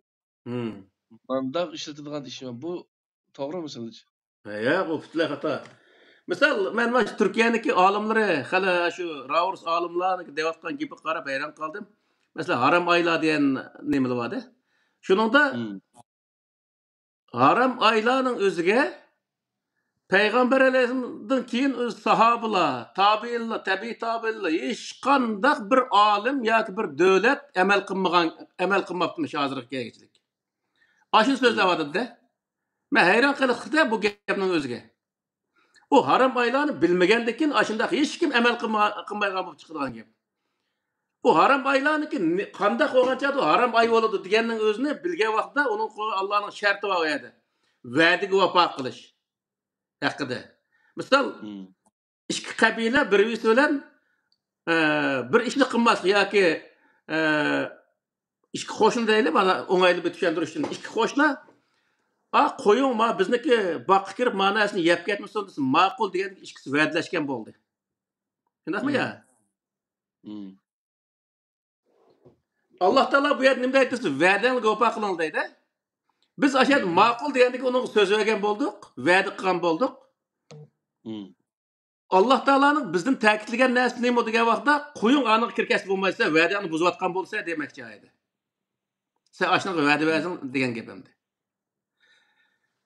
Agar yana ikkinchi qatim yana biz bexastlik qilib, u qo'y qarmay, u qo'y kirib ketsa, u vaqtda u xo'shning o'zi bizga mening qo'yim sizniki kirkasi bo'ldi u vaqtda dish haqqi bor degan gap. Xudoyalqi Qur'oni Karimda dushman taraf sizga hujum qilsa, sizlar uning hujum qiling degandek bo'ldi. U vaqt nima bo'ldi desa, u va'daga vafo qilmas qachon bo'lgan gap.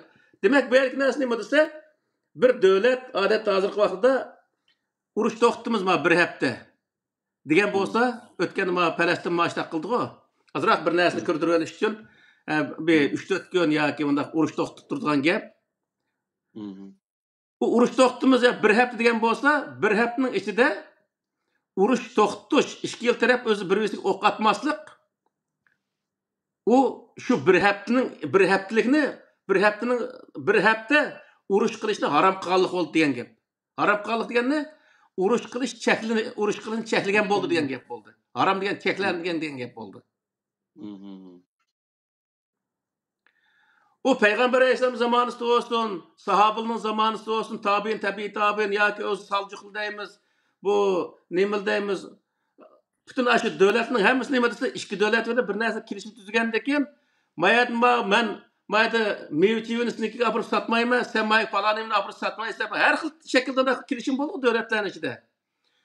Şu kirişim aslında, şu kirişim rayıkallık, mançıcılıkçı degen bolsa, şu yılın için şu nesli kımmıgallık, şu nesli kımmaslık için kılışını haram kıllık boldu diyen gap. Şu Peygamber Aleyhisselam zamanında nemizde kabiller bilen bir yıl öz uruş kılmayımız ya 6 ay uruş kılmayımız dep kilişim tüzgen bolsa şu 6 ayının içindeki şu tüzgen kilişimge emel kıllık nem boldu dese haram degen neslik emel kılgan boldu diyen gap boldu. Onu buzgalık dese öz tüzgen kilişimini buzgalık oldu diyen gap boldu. Şu bu yerde Mema Kur'an'daki Allah Teala asman zemini yaratkandan başlap aylan sanı 12 dur 12 minha erbaatun hurum degenin özü o 12 ayının içindeki aylardan dur 4 haram ay degen dep andaq tercim kılsam onun özü nurga adem kalısı ötmeydi. Demiş ki ya vaqtda bulnu kalısta 4 ay haram aydır. Depla kiliklik. O qası dese 12. ay 1. ay nime? 11. ay 12. ay 1. ay 7. ay. Muş 4 ay öz haram aydır. Allah Teala aşını maksat kılgan deydi. O aylarda özü Peygamber Aleyhisselam nurgu yerde özü uruş kılgan, sahabeler uruş kılgan misal Halife'nin zamanında. Ula özü o haram ayını bilmemdi mi? Anı doğru düşengellik için ula özü kilişim bak kabileyle uruş kılmay, kilişim yokla öyle uruş kılıklık koyardı. Demek emel kılıklık diyen gap koyardı ki neyse. Şunun için bunda yerdeki nesini inçik düşünüş gerek. Kur'an-ı Kerim'de məxsus aylarını eti bombağa vaxtının özde toxtaptı Allah Teala 4 ayını manda 4 ay haram dep bu tercüme qilgan vaqtda o 4 ay qas Kur'an'da barmı degendekinlar Kur'an'da yo'q chiqqandekin u yerda biz onu qoidani onu muloyiz qilish to'g'ri keladigan gap. Payg'ambarning tarixini surishti qiladigan gap, o'qiydigan gap uning o'zini payg'ambar qanday amal qilgan, sahobalar qanday amal qilgan shuning o'zini hammasi o'qib chiqqan vaqt nima bo'ldi degan vaqtda buniki asl tarjimasi manda keladigan gap. Yani Kur'an'daki şu peygamberliğindeki Kur'an'daki tarixini o'qigan vaqtda bu narsa hammasi aniq o'tirib chiqadi degan gap. Shuning uchun bu yerki narsa masalaning o'zini biz davomli bir yerda bir ibodat qilingan bo'lsa, u ibodat qilinadigan buyruqqa biz ahamiyat vermay, ibodat qilingan o'ringa ahamiyat beramiz. Ibodat qilingan zamonga ahamiyat beramizda. Bu xato bir narsa degan gap. Peygamber Aleyhisselam Medine'de yaşap kalkan için Medine'ni uluklayımız. İbrahim Aleyhisselam Kabe'ni yaşap kalkan için Mekke'ni uluklayımız. Bunda biz hazır açılırken Budizm itikadı koyuş, bunda itikadını kutlanmayan bir insanlı bizce. O yerde mesela Mekke, Medine o taşlıkla hemiz okşaş bizim Tengri Teğib'in hiç kadar farkı yok. Çünkü o bizim vatanın tağlarını Allah yaratkan, uyanım Allah yaratkan nesli o. O yerdeki nesli, uluk nesli mi? Allah Teala'nın şu yerde kılınır diyen buyruğu. Uluk nesli bu. Ötken var Ramazan yakın sözgen çektim dedik ki. Ramazan ayı diyen aylarının sultanı, 11 ayının sultanı deyip padişahı koyuptu. Ondak bir nesli yok. Bu Ramazan ayı okşaşla adetteki normal ayı okşaş. Bu yerdeki uluk nesli mi olursa Allah Teala şu ayda düşügen Kur'an-ı Kerim. Uluk nesli bu. Yani bunu insan biliş gerek yani. Bu yerdeki kadir kımmet. O yerde o Kur'an düşken Kur'an'ı ayet qarib koyup düşken ayga itiqat qildigan gap misal. Xuddi shunga o'xshash, masalan, Qur'oni Karimga itiqat qilmay, Qur'oni Karim tushgan payg'ambarni Xudoning o'rnidan qilib, undan keyin payg'ambar alayhisalom an degan, payg'ambar alayhisalom man degan deb payg'ambar alayhisalom bo'xton chaplab, yolg'on yovdoq narsalarni to'qib payg'ambar alayhisalom degan qilib, ashnaqa cho'qib, ashni din qildigan gap. Yani bu bizni kitobda xatolik bu. Uning uchun bu yerdagi 3-chi masalaga men shuni qo'ydim. Allah Teala zaman ve makanına layık adam buluş ve zaman makanda Kur'an-ı Kerim doğru icra kılışkı boruydu Kur'an-ı Kerim'de. Onun için Kur'an'da Atiullah ve Atiur Resul ve ulil emri minkum diyen ayet var. Allah'a, Allah'ın elçisiga ve iş egisiga itaat kılan diyen ayet var de. Bunu bu yerdeki Allah'ın elçisiga deganning özünü insanlar kıyamet kayım boğuşluk aşı Peygamber Efendimiz'e itaat kılış dep düşünüdü. Bu hata nesi bu? Bu yerdeki itaat kılanı, elçiga itaat kılan diyen nemini bildirdiyse Peygamber Aleyhisselam hayat vaxtida etrafındaki insanlarga berilgan buyruq bu. Sizlar mavu hazır aldığınız turgan Peygamberge itaat kılın ve elçiga itaat kılın diyen gep. O elçilik ölüp ketganligini Allah Taala bilemdi. Bildi. Bilgenlik için elçi ölüp ketganda kim itaat kıldı musulmonlar şu vaqtda? Ulul emri minkum itaat kıldı. Şunun için o yer ne boldu dese Peygamber sallallahu ölüp ketgandan keyin Ebu Bekir'e işine beşiq geldi. Musulmonlar Ebu Bekir'e itaat kıldı. O ölüp ketgandan keyin Umar işine beşiq geldi. Hazret Umarga itaat kıldı. Yani aşında devam kıldı deyen gep. Yani hazırlık zaman çözse, hazırlık zamanda o Peygamber'e itaat kıldık degan hammasi yalgan bulaniki. Peygamber Aleyhisselam yegen narsani bir qatim yep bakmaydı hayat boyunca.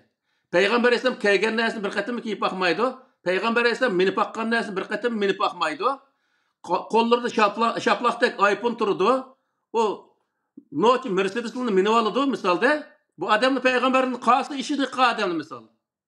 Sen hiç qanday işini qilmay bittal sakalını qo'yib olsa, uningdeki hem işini qilib ko'rsatsa misal. Demek bunun öz nima dese, özüneki degan gepiga öz amal qilmaganlik, öz yolg'on so'zlaganlik bu odamda. Yolg'onchi odam bular. Agar sen Peygamber Aleyhisselam'daki hem degan ishini hammasi qilmoqchi bo'lsang, Peygamber Aleyhisselam'daki şu zamanda yaşını yaşashing kerak. Bunu yaşash mumkin emas hozirgi vaqtda. Shuning uchun bu yer nima deymiz degan vaqtda Peygamber Aleyhisselam'daki Peygamber Aleyhisselam'a itaat qilish, Peygamber Aleyhisselam'ın zamanidagi insonlarga xos. Hozircha degan vaqtda Peygamber itaat kılan Kur'an bak kolumuzda. Peygamber Kur'an itaat kılanlığı için o insanlarını Peygamber itaat kılsa Kur'an itaat kılan boldu. Kur'an itaat kılan adam neye itaat kılan boldu? Allah'a. Allah'a. He. Şunu kalmayın. Daha hakazatçı. Bu xuddi misal bir devletin kanunu misal alsak misal 45-yil ma'nining o'zida Angliyada Churchill bosh ministr bo'libdi. O adam mush davlatning qonunini o'zini ijro qilibdi. O vaqtdagi insonlar Angliyalik hammasi Churchillga itoat qilib, Ikkinchi dunyo urushini g'alabalik oxirlashtiribdi. Endi hozircha degan vaqtda hozir mayda Rishi Sunak degan bir odam nim bo'ldi. Bosh ministr bo'ldi. Angliya xalqining hammasi o'sha odamga itoat qildi. Biz o'sha Churchillning o'zi Ikkinchi dunyo urushi vaqtida g'alaba qilgan odamni biz o'shanga itoat qilamiz. Demak, ma hozirgi zamondagi ma odamga itoat qildi. Nima uchun degan vaqtda bu odam Angliyani hozirgi zamonga loyiq boshqarib manalaydi degan gap. Xuddi shunga o'xshash Peygamber Aleyhisselam'a Kur'an-ı Kerim düştü. Peygamber Aleyhisselam onu icra kıldı. Onundaki insanlar mı Kur'an-ı Kerim'de icra kıldı. İnsanlar onun itaat kıldı. Demek hazır çözdüse hazır vakti Kur'an-ı Kerim bir adam doğru yetkizgen olsa o adam şu Kur'an-ı Halık şu adam'a itaat kılış, şu adam diyene boysunuş bu doğru oldu diyen gap oldu. Yani Allah Teala maksat kılan nesi bu? Biz o ölüp ketken bir adamın özünü gördüğün sörüve çıkıp onun itaat kılamayız. 1400 yıl burun bir ölüp ketken bir adamga hazır itaat kılış mümkün emas. Onun için bu yerdeki näse nima dese, onda size Peygamber'e itaat kılın, Peygamber'e inkar kılın, Peygamber'e inkar kılış iş näse yok. Peygamber'e iman keltirimiz. Ama hazırki vaqtda çölge vaqtda Peygamber itaat kılan bir näse var kolumuzda. O näsimiz Kur'an. Aşnaga itaat kılsak, Peygamber itaat kılan näse itaat kılan bolumuz. O Peygamber itaat kılan näse itaat kılanlık Allah'a itaat kılan bolduk diyen gap oldu. Bunu bunda düşünüş lazım insanlar. Tamam, bu üçüncü mesele oldu. Yani Kur'an-ı Kerim muşundaq bir kitap yani. Kur'an-ı Kerim qandaq kitap degan vaqtda İnsanlar onu ilim-fen kitibi ya kanun kitibi ya siyaset kitibi ya ki cemiyetşünaslık kitibi kılmaması gerek. Turup lekin Peygamber Aleyhisselam'ı tevip kılıp ya da tibabat kitibi kılmaması gerek. Kur'an-ı Kerim jigip etken vaqtda bütün ilimge işini açkan, fakat o ilimnin özünü doğru yolda işiltişine şart koygan bir kitap ikenligini bilip olishimiz lazım. İkincisi, yani hulaslığa vaqtının özde. İkincisi, Kur'an-ı Kerim hiç kandak içindeki neslinden hiçbir neslinin özüne yoşurup kalmaslıkka ve başka sırtın bir nesline koşup almaslıkka buyurgan bir kitap. Koşulup kalgan nesli olsa Allah Kur'an-ı Kerim'deki nasıh mensuh degan öz hüküm boyunca koşulup kalgan nesli Kur'an-ı Kerim arkalık emelden kaldırış. Kep kalgan nesli olsa Kur'an-ı Kerim arkalık yani onu tuluklaş. Kur'an-ı Kerim'ni özü oturup koygan insanların vazifesi degan gap. Üçüncüsü boysunuş kelgen vaqtida Kur'an-ı Kerim kolumuzda bo'lgandan keyin aşnaga boysunsak Peygamber Aleyhisselam boysungan Kur'an-ı Kerim'e boysungan bo'lamiz. O Peygamber Aleyhisselam boysungan bu Kur'an-ı Kerim'e boysunganlık Allah'a boysungan bo'lamiz degan gap. Bunu men mushundaq o'zi nayat oddiy tushundigan vaqtda bundaq tushunsak bo'lib degan gap. Xo'sh. Allah razı olsun. Tarixiy qissalar haqida nimalar bor? Tarix bilan bo'lgan munosabat haqida kim deyimdimlar ya. He. Hem tarixmi bir ilimning bir parçası, aş ilim degan nim kategoriyaga kiradi. Hem de bir qism qarindoshlarimiz balki mush videoni anglab meningni mush gapni esiga ola. Tarixda faqat aş payg'ambar aş Qur'oni Karimdagi tarixlar tarix bilan kifoyalansak bo'lmadimi degan gaplarni qilganda buningga bir izohat bergan nihoyat yaxshi. Qur'oni Karimda 25 payg'ambar, uning sirtida iblisning shaytonniki o 25 payg'ambarning qarshisidagi va ma'lum bir shaxslarniki voqelik bayon qilindi. Buni Qur'oni Karim hadis deb qaraydi. Hadis degan voqelik degan gap. Hamda bu nimani bildirdi desa, u voqelik hammasi asosan Arab yerim oralida bo'lgan voqelikni bayon qildi Qur'oni Karim. Chunki Payg'ambar Aleyhisselam Arab yerim oralida tug'ilgan kishi o'g'ashqa Peygamber Aleyhisselam bu şəhədə ötken vəqəlikni asas qılıb Qur'an-ı Kerim ayındaq vəqəlik sahasında aşını bayan qılıqlıq. Bu biz hem bunu özümüz tətbiqlığa vaxtı qana qıldıkəmiz deyə vaxtda Peygamber Aleyhisselam özüneki ətrafıdaki öz milleti ve özüneki ətrafıdaki tarixi vəqəlikni biliş Peygamber Aleyhisselam'daki ve sahabınınki üstü düşkən işi olğan bolsa onun bizden aldığan dersimiz bizmi özümüzün tarixini, özümüzdeki etrafındaki insanların tarixini öğreniş arkalı özümüzni qutquzuş, özümüzni müdafaa qilish bizga o'zi tushgan vazifaga degan bo'ldi. Endi biz Qur'oni Karimda 25 payg'ambarniki voqealik zikr qilinibdi. Biz faqat shu 25 payg'ambarniki voqealigini o'qisak, tarixni o'qigan bo'lamiz desak, bu xatolashgan bo'lamiz degan gap. U faqat tarixning eng oz bir qismi. Bizga eng kerak bo'lgan qismi nima degan vaqtda bizga eng kerak bo'lgan qismi bizniki o'zimizning tarixi va o'zimizni besib olgan yoki atrofimizdagi insonlarning tarixini bilish orqali o'zimizni qanday qo'g'dash, o'zimizni qanday qutqizish bu sohada izlanish bu nihoyat o'zi yaxshi bir narsa bo'ldi degan gap. Shuning uchun biz tarix o'qigan vaqtida davomli Payg'ambar alayhisalom tarjimasi deymiz. Uni eshib qolsa Abu Bakrning tugamaydigan bir hikoyali uni o'zi uni o'qish yemay, bu yerga o'qishga eng muhim bo'lgan narsa har bir payg'ambar o'zining atrofidagi voqealikni, tarixni o'qish, uning ustiga tushgan bo'lsa, bizning ustimizga tushgan narsa o'zimizning tarixini o'qish vazifasi deganni biz tushunishimiz lozim. Uningdan o'zi o'zimizning milliy kimligini, madaniyatimizni, urf-odat hamma narsani shu tariximizdan bila olamiz. Bu vaqtda biz haqiqiy bir Uyg'ur musulmoni bo'lib yetisha olamiz degan gap. Tarixniki ahamiyati shunday narsa. Tarix deganda bir millatniki coğrafiyalik ahvoli, o o'ziniki o'rni, tarixdagi o'rni, madaniyati, urf-odati va kimligining o'zini namoyon qiladigan, bildiradigan bir narsa u. Uni o'qimay turib o inson, masalan, men Uyg'ur degan bo'lsam, men Uyg'urning tarixini, Uyg'urning urf-odat, madaniyat, tarixda o'tgan davlatlarimning ismini bilishim lozim. Uni bilmay turib men o'zim Uyg'ur deb qo'ysam, O vaqtda keç Arap tarixini sözlep yursam ben qanday Uyg'ur boldum o vaqtda. Ahirgi tushuntirishlar yaxshi oldu. Ben Abdülaziz birader deb kullanamam. Hatta üzümüzdeki bu psikik düşkünlükni davalaştınki bir usulü şu bu tarih yürüyüş. Eğer biz üzümüzdeki bu yarkın tarihlerini, şallak tarihlerini, ata-babalarımızdan, ecdatlarımızdan kimliklerini bilmesek, biz kaç kişi başkalarınınki tarihini okup, minimizi şunu olay yiyorsak, onundan kin düşkünlük peyda olduğu için bizim bir Arap olmagatımız, hatta Xitayda yaşayanlar mesela için bizim Xitay olmagatımız da biz Amerika'dakiler mesela yaklaşık etmişim.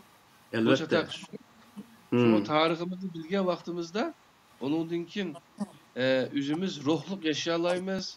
Başkalarının aldıda temak kaçta oturduğu bir işimiz yok bizim için. Doğru. Dünya halkı insaniyet ki bana bir 100 kilome gerek iş kılan yeri yok ecdatlarımızdınki. Nahayet nime şallık ölgülerini yaratıp iteptiken. Muşlarla bilgen vaktimizde onundan kin düşkünlük ümtümü kutlalayımız dep oylayma hem düşün. Elbette.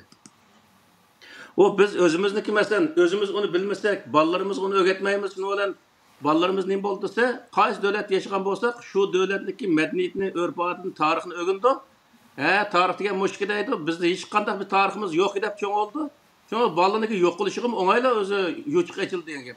Balla özüneki milli ruhi bilen, milli kimligi bilen çoğuğa vaqtida özünün Uyg'urlarini izleydigan boldu. Qizlarimizmi Uyg'ur yigitlarini izleydigan boldu. Uyg'ur yigitlarmi Uyg'ur qizlarini izleydigan boldu. Özünü bilmegendekin o yerda chegara butunlay yo'q bo'ladi. Andakin o'zini atrofi qanday bir millat bo'lsa shuni to'y qilib ketavergan gap. O vaqtda millat yo'q bo'ldi degan gap o. Shuning uchun millatni saqlashlik eng birinchi nemasi asos nima degan vaqtda o'zining tarix, madaniyat, urf-odatlarini nihoyat yaxshi bilish. Uni ustiga o'zi bizniki urf-odat bu tarix, madaniyatimiz deganni u hali bir millat yo'q bir madaniyatlar bor bizniki. Buni bilgandan keyin bu boshqa bir millatniki madaniyatiga hech qanday ehtiyojimiz yo'q. O vaqtda o'zi nima avlodlarimizmi o'zimizning madaniyatidan, tarixidan faxrlandi. Men degan mandaq bir millatning avlodi ekanman deydi. Hech qanday bir odamning oldida o'zini bo'ynini qismaydi bunday aytgan vaqtida. Shuning uchun bu o'zimizniki yetkichilik bundaq narsamiz turug'lig'in u boshqa odamnikiga unchalar ahamiyat berib ketish o'zi bu to'g'ri emas. Eshib qolsa vaqtimiz boshqalarnikini bilib qo'ysak bo'ladi. Men hozir o'zimizning tarixini qilishni sirtida o'sha Qur'onni tadqiq qilmada o'tirib Misr tarixi deymiz, Arab tarixi deymiz, Yahudlar tarixi deymiz, hatto Yunon tarixi deymiz. Ashlarning o'zini o yillarcha shunga vaqtim ketdi meniki. Misol, necha ming varaq kitob o'qish kerak buningga. 5 varaq kitobni mundaq varaqlab bo'lgan insonlar odamga alamat narsani bilib ketgan kishilar bundaq nima ketdi-da. Bu deganda besib turib zada soatlab o'qiydigan narsa uni. O'qigan vaqtda lekin bo'ldigan nima. Shuning uchun Yaqsa. Nima ağız gaplarni tatib oldim hapimizlar. Maşu abi tarixni yezishmi oson emas. Bizniki Nebijan Tursun deb doktor Nebijan Tursun akamiz ismini bir yerda desek bir çatak yok. Shuningki maxsus tarix o'rganish WhatsApp gruppasi var mesela shu. Xalqallar bizga xat yozsa biz shu gruppaga agar haqiqatan tarix o'rganaman desa, shu tarixiy 14 cilit hazır kitap yazıvatıdı mesela. 5-6 cilit çıkıp oldu bununki. Kağalları yazılıp oldu. Onu neşirge tayarlavatıdı. Türkçe, İngilizce, başka tillağımı tercüme kılış nimesi planları oturup duyuldu. Müşlerinin hemmesine nime lazım? İktisat lazım. Onunla yardım kılınan vakti var. Vakti eğizili olsun için tarih kitap yazıp doğan için. Uygurlar okusun bunu için. Hiç olmasa müşününki davamı neşir kılmış için bu kitabını epkuyla okuyamay kasak o ballarımızda yakımız öyde olsa mı tutsun maaş yürüsün depçi. Elbette. Vakti var vaktini, pulu var pulunu, ilmi var ilmini çıkarıp biz de kollap mansak onunki bu millet düşkünleşmeyin gepçi. Keşke Arap'ınki yakımızda Türk'ünki tarihini okupla oturup Görüşünün hacı yok. Doğru. Beni de koymuştum. Endi men o tarix demesiga biraz chekitib qoldik. Meningcha endi ko'z qarash o'xshamaydi-ku. Mening ko'z qarashim nima desa, men masalan tarixni dastlabda izlangan vaqtlarimda manbaning ko'p xilligi, sog'lom emaslik tufaylidan tarixga berilgan darsni bugungi kim bo'lishga berishimiz lozim ekan degan qarash bilan tarixni jiq izlanmadim men. Masalan, o'zim nimamda. Hem bugün hazır göz karşımda hem tarihte sen qanchalik meşhur adam bo'lib ket, meşhurning avlodi bo'lib ket.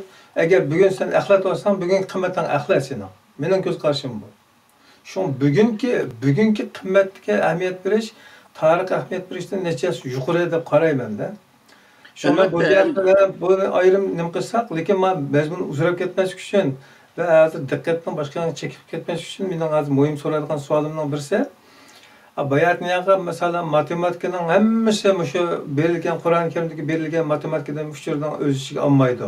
Ya'ni demakchi Qur'on Karimda o'tirib o'tgan ilm yoki uchur yoki manbalar aşı ilmlarning hammasi shu deyishga bo'lmaydi degan qarorga keldik. Doğru. Mushu formulani dinga silishga bo'lamdi. Masalan, Qur'on Karimda din deb manbalangan narsalarning hammasi Allah'ın dininin hammasi shu deyishga bo'lmaydi degan xulosani chiqarishga bo'lamdi, yo'qmi?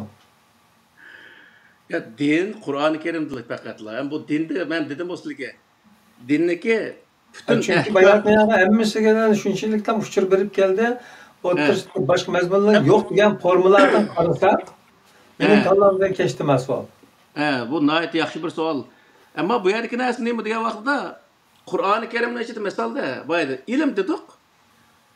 İlimni şu Qur'oni Karimni ichida to'rtal narsaga yig'inchoqlab qo'yish bu Qur'oni Karim maqsad qilgan ilm emas degan gap. Xo'sh, Qur'oni Karim maqsad qilgan ilm nayet keng doiralik ilm. Hozirgi zamonda shunday keng doiralik ilm bo'lyapti-ku. Balkim bundan 50 yil keyin buningdan natijasi keng doiralik ilm bo'lishi mumkin. Qur'oni Karimdagi o ilm sohasi buningdan yani 1000 yil keyingi shunchalik keng doiralik ilm bo'lsa-mu shuning yo'l ochiq degan gap. Faqat bu yerdagi Alloh taolo qo'ygan shart nima degan vaqtda faqat foydali yerga ishlatish lozim. Yani to'g'ri yo'lda ishlatish lozim. Bu prinsip yani. Xolos. Boshqa hech qanday bir narsa yo'q. Xuddi shunga o'xshash misol dinniki o'tganda nimalar jinoyat sohasida biroz to'xtaldik. U jinoyatning hammasiga nima qilmadi. Misol ustida to'xtalgan yerlarimiz o. Mesela Cinoiy ishlar qonuni bayatimiz dedik. Cinoiy ishlar qonunining o'zini hozir o'qiydigan bo'lsak, u yo'g'on bir tom kitob hamdi. Xo'sh. Biz vatanda mavzuning tanlan maslahatlari 5-tom degandek yo'g'on ayndaq bir narsa. Unudum yo'g'on masalan bir davlatniki jinoiy ishlar qonuni ayndaq nima? Cho'ng bir kitoblar. Hem Qur'oni Karimda bir qancha yerdagi jinoyat qarta jazo berilgan yerlar bor. Faqat jinoyatga jazo bergan vaqtda nima deydi Alloh taolo desa, qissi bilan mizonni keltirdi. Shu nimada Sura Rahmonda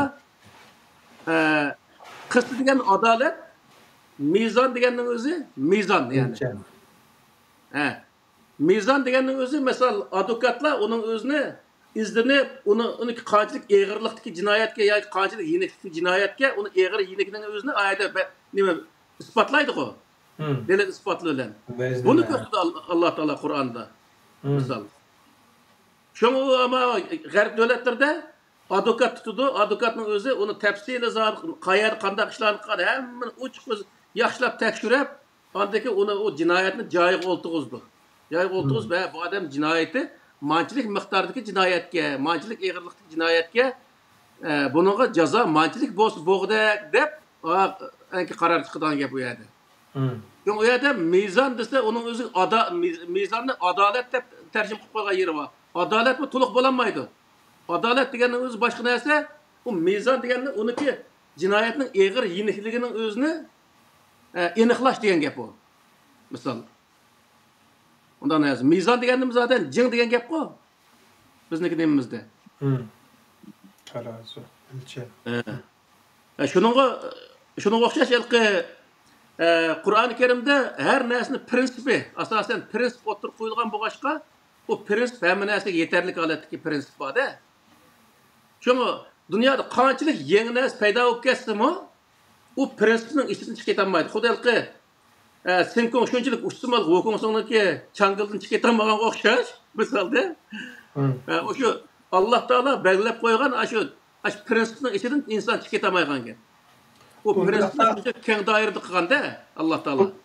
Undaqda Qur'onni din kitobi deyishakmi deb shuni xaslashtirib olsak bo'lmaydi. Bo'lmaydi ekanda. Buniki ahkam sohasi tamamen prinsipni o'z ichiga olgan. Buniki aqida bilan ibodat sohasi bunday oson egallaydi. Zaten bu endi qisqa bir nima? E'tiqod bilan nima ibodat sohasi. Qolgan ahkam sohasi faqat asosan prinsipni o'tirib qo'yganda, shu vaqtda prinsip o'tirib qo'yilgandan keyin uning qarta qanchalik qonun chiqarsa bulunaverdi. Lekin qonunni ishlatishga Alloh taolo oyda prinsip belgilagan. Bu qadar ya. Unda bo'lsa, Qur'on Karimda aniq bayon qilingan, prinsiplar o'tirib qo'yilgan qonunlar Alloh tomonidan belgilangan qonun. Shu Allohning belgilagan prinsiplarga asosan insonlar ixtiro qilib o'tirib chiqargan qonunlar, insonlar tomonidan chiqarilgan qonun bular. İkincisi qonun insonlansa, ikkinchisining vazni va uning ibodat şekildeki icra qilinishi yoki uning itoat qilinishining hukmi o'xshash bo'lamdi yo bir farq bo'lamdi uning. Masalan, farq misol, ama fiqhning o'zida zinaxo'ni chalma kesak qilib o'tirish degan chalma kesak qilish degan narsalar bor-da. Gerçi o bir kanun, şu vaqtdagi qonun bo'lgan taqdirdami, Qur'oni Karim bunda qonunlarni qo'llamaydi. Nima uchun degan vaqtda odam o'ltirgan odamga o'lim jazosi berish. Yani qasddan mana shu qasddan odam o'ltirgan odamga o'lim jazosi berish. Hatto xatolik qilib o'ltirib qo'yganga o'lim jazosi berishni nima qilmaydi, qo'llamaydi. O zina qilib qo'ygan odamga o'lim jazosi berish tamamen o'zi Qur'oni Karim rad qilgan narsa. Yani bunun o'zi Qur'oni Karimning ichida shunday narsa bor, deb o'tirib chiqarish bu xato. Qur'onda yo'q unday narsalar. Undaqda uni Alloh nomidan emas, shu toplum o'ziga ravo ko'rib, mujna qilsak, mushuni biz rozi deb kelishgan shaklda o'tirib chiqarsa bo'ldi. U vaqtda ham o ayrim narsa. U vaqtda uning ibodat qimmat olmaydi. Aqida va yoki insonlarni nimadan dindan chiqarib o'tadigan ishinish talab qilinadigan bir narsa emas. Faqat kelishim bo'ldi ekanda undaqda. Xalq uning qoyil bo'lishi kerak. Ma g'arb davlatlarda bir qonun chiqarsa 3 oymi, shunda ma Yevropada sınaq muddati oldu. Sınaq muddati oldu. Xalq uni norozilik bildirmamdi, shuning qartadagi uni muqimlaydi. Ma Amerikada 6 oy ekan, bir qonun chiqarsa 6 oygacha ishga tushmaydi ekan. 6 oy ichida xalqdan uni qancha inkos keldi, uni degan uni ishga solgan gap, misol. Xuddi shunga o'xshash hamdalqi uni xalq uni qabul qilish kerak. Qabul qilgan vaqtda andiki u to'xtam bo'ladi. Uning qarshi ish qilib qolsa, u jazolanadigan gap. Unday narsa. Unda bugungi asl tema qaysisak, Qur'on Karim Alloh tomonidan bizga insonlarga nozil qilingan kitob. U o'zininki shak shubha yo'q. O'qishni keltirib bo'lmaydigan, ilgirki tarixlardan uchur berilgan. Degandek shu Qur'on Karimda o'zining lafzi bilan kechgan mazmunlarning hammasi yig'ib kelib bir narsa yozib qo'ygan turgan o'z vaqtida. Bugün vaziyatdan itibaren hemen o'qishning imkoniyati yo'q. Bizning sayfimizga kirib o'qish bahs bo'ldi. Lekin bugungi mushit temada sizlarni bir ixchamlab paslar, mush kitap zaten qanday kitap degan savolga biz nima deb javob beramiz yoki nima deb tushunsak to'g'ri bo'lgan bo'ldi. Qur'on qanday kitob degan vaqtda yig'ib aytgan vaqt boyatni bir xulosalar degan bir xulosa o'tay. Yani bir taxmin ixchamlab. Qur'oni Karim bizniki bütün o'zi diniy sohadagilarni bilib qo'yish kerak. İlim-fan kitobi emas. Siyoset kitobi emas. Qonun kitobi emas. Jamiyatshunoslik kitobi emas. Faqatla ilim-fanga prinsip qo'ygan, qonunga prinsip qo'ygan, ya'ni har narsaga prinsip qo'ygan bir kitob. Shu prinsip ostida qilish kerak uni degan gap endi. Undaqda prinsip kitobi desak bo'ladimi? Prinsip kitobi. Prinsip kitobi, ya'ni shart qo'ygan prinsip kitobi bu Qur'oni Karim. Bu bir tarafi. İkinci bir tarafı Kur'an-ı Kerim Kur'anda yani Kur'an nimelki din namını sırtın kirip kalgan narsani rad qilish, uni amaldan qoldirish, qilib qolgan narsani to'liqlash o'zi nemasiga ega kitob. Misol, xususiyatiga ega kitob. Shuning uchun nasikh mansukh degan bu oyatlar va Qur'oni Karimda halqi litubayyina linnas va la taktumuna degan oyatlar var misol. Mana shu oyatlarni deb do'stimiz aylanib qoldi. Litubayyina linnas degan Payg'ambar alayhissalomga Qur'oni Karimni tushuntirish huquqini bergan deb. Bu tushuntirish huquqi litubayyina deganning o'zi tushuntirish emas. Uni nima qo'ymaslik halqi, yo'shirib qo'ymaslik uchun berilgan buyruq. Litubayyina linnasning oqisida va la taktumunahu degan oyat bor. Va la taktumunahu oyatini birlashtirgan vaqtda uning o'zida yo'shirib qo'ymay, uch haqi deyishing kerak degan gap. Shuning uchun bu yerni nima qilish kerak? Qur'oni Karim halqi o'zida, ya'ni din sohasida bo'lmagan narsalar dinning qaytiga kirib olgan bo'lsa, uni rad qilish, amaldan qoldirish nemasiga ega. Buni olimlar qilish kerak hozir vaqtda Qur'oni Karimni asos qilib turib. Uchinchisi degan vaqtda, uchinchisi bu Qur'oni Karimga itoat qilishni Allohga bo'lish kerak. Allohga itoat qilish uchun Qur'oni Karimga itoat qilish kerak. U vaqtda u payg'ambarni so'rab yurishga hojat yo'q degan gap.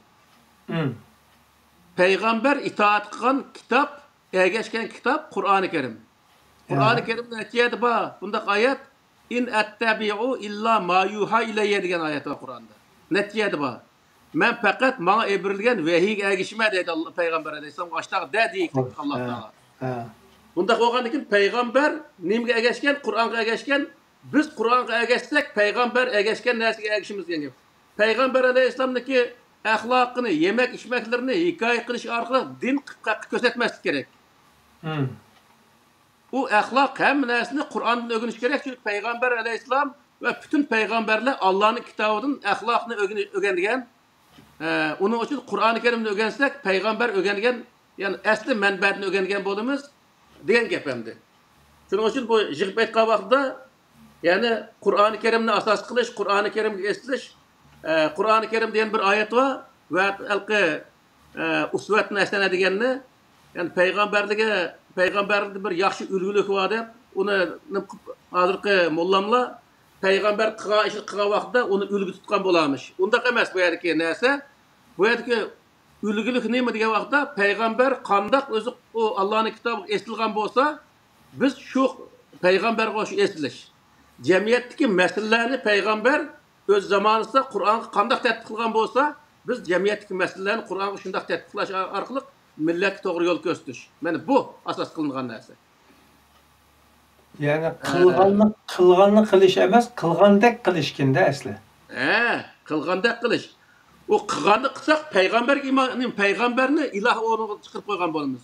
Uning uchun bu yerda narsa nima desa, payg'ambar Allohning kitobiga qandoq tatbiq qilgan bo'lsa, shu payg'ambar tatbiq qilgandek qilish. Yani.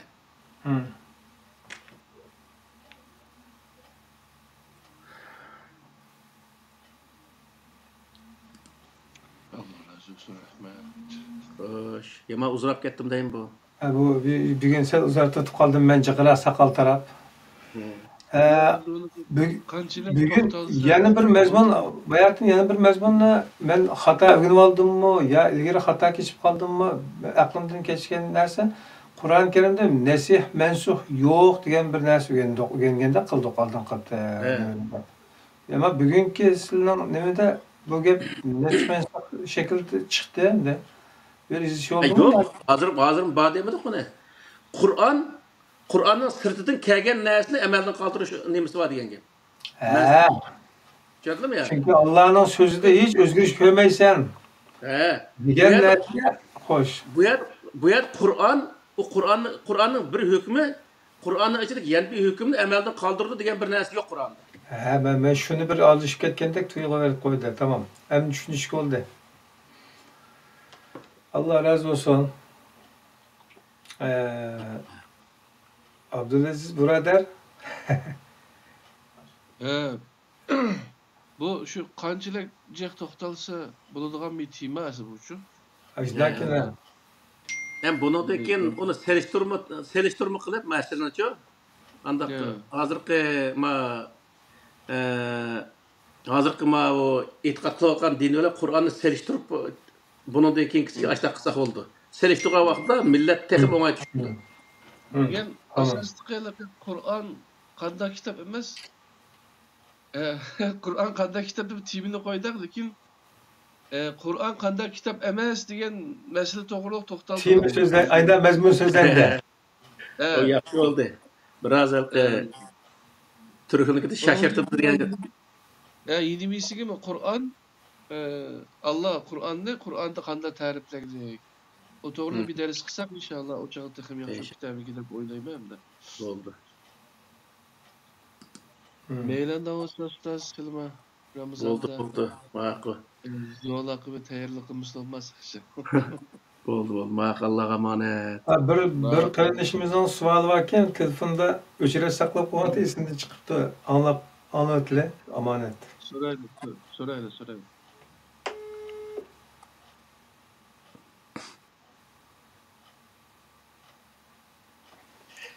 Assalamualaikum. Yaman kaç telefon qilib aqlan bo'ldim.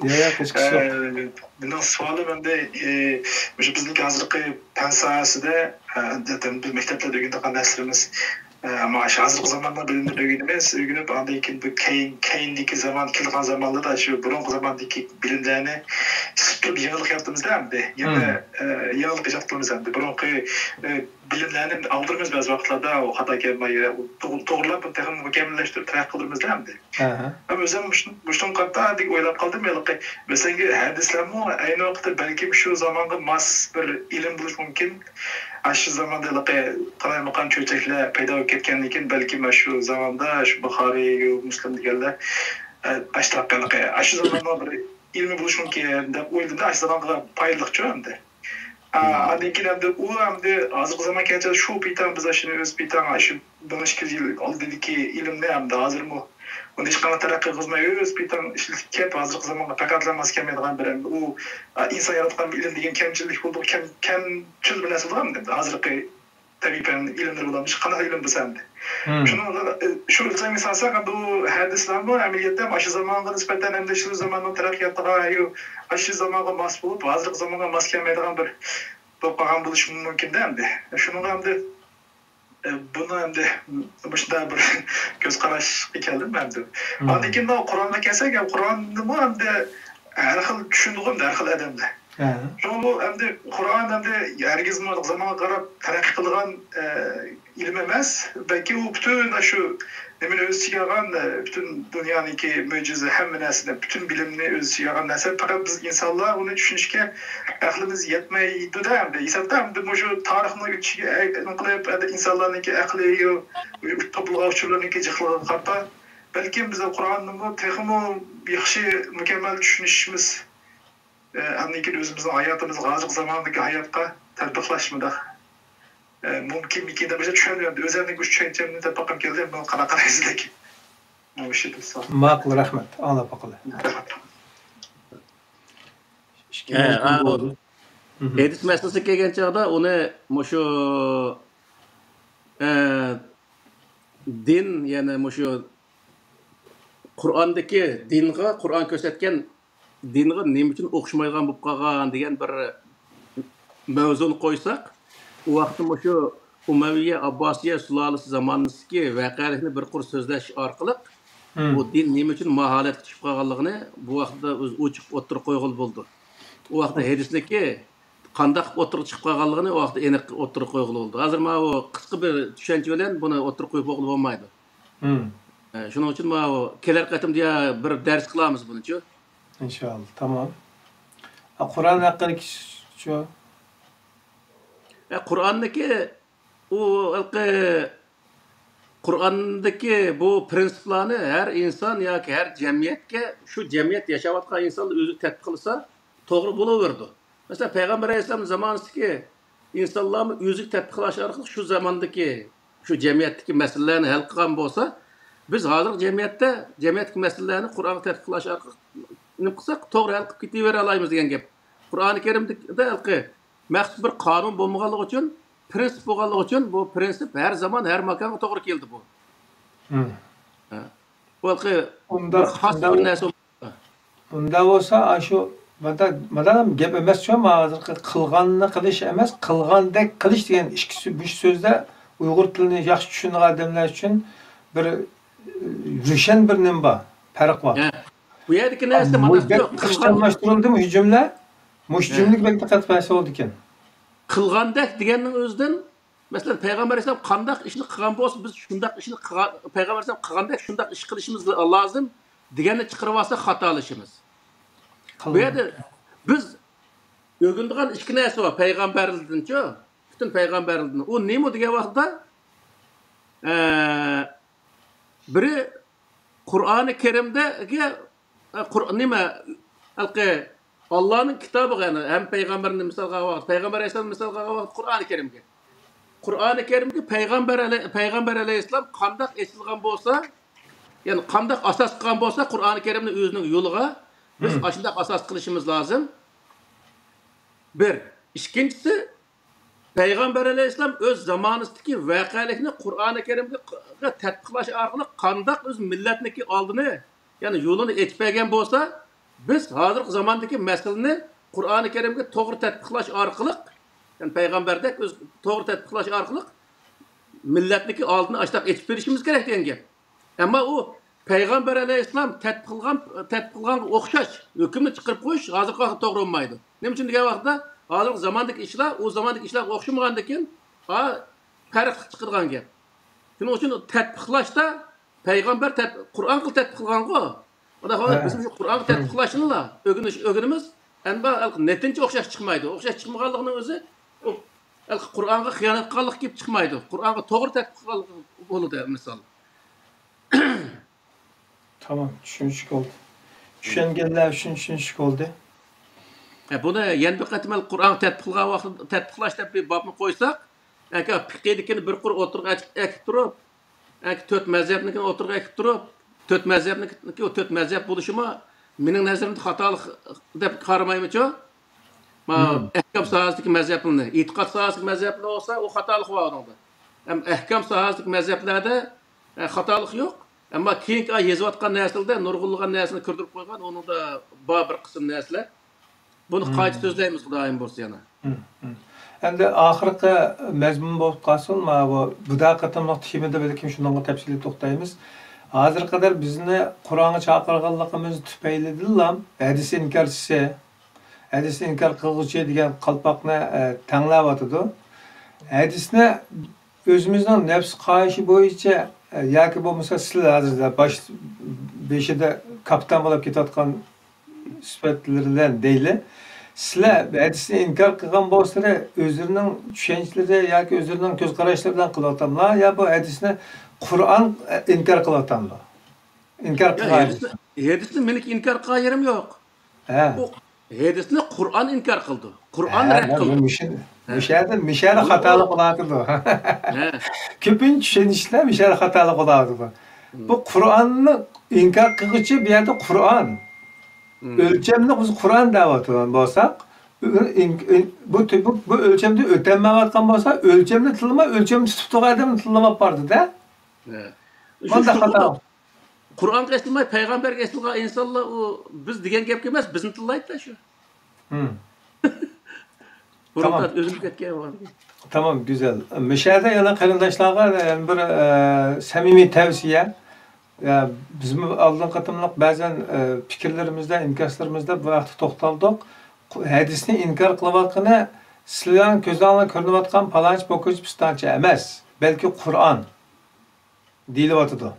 Mush masalaga qayta bir qarab boqinglar aziz qarindoshlar. Kelar qatimliq programda ko'rishamiz. Abdulaziz birodar, boshqa o alaqa inkar degan inkarning qarama-qarshi ma'nosi iymon-ku uchun. O hadisga iymon etish deydigan bir narsa yo'q.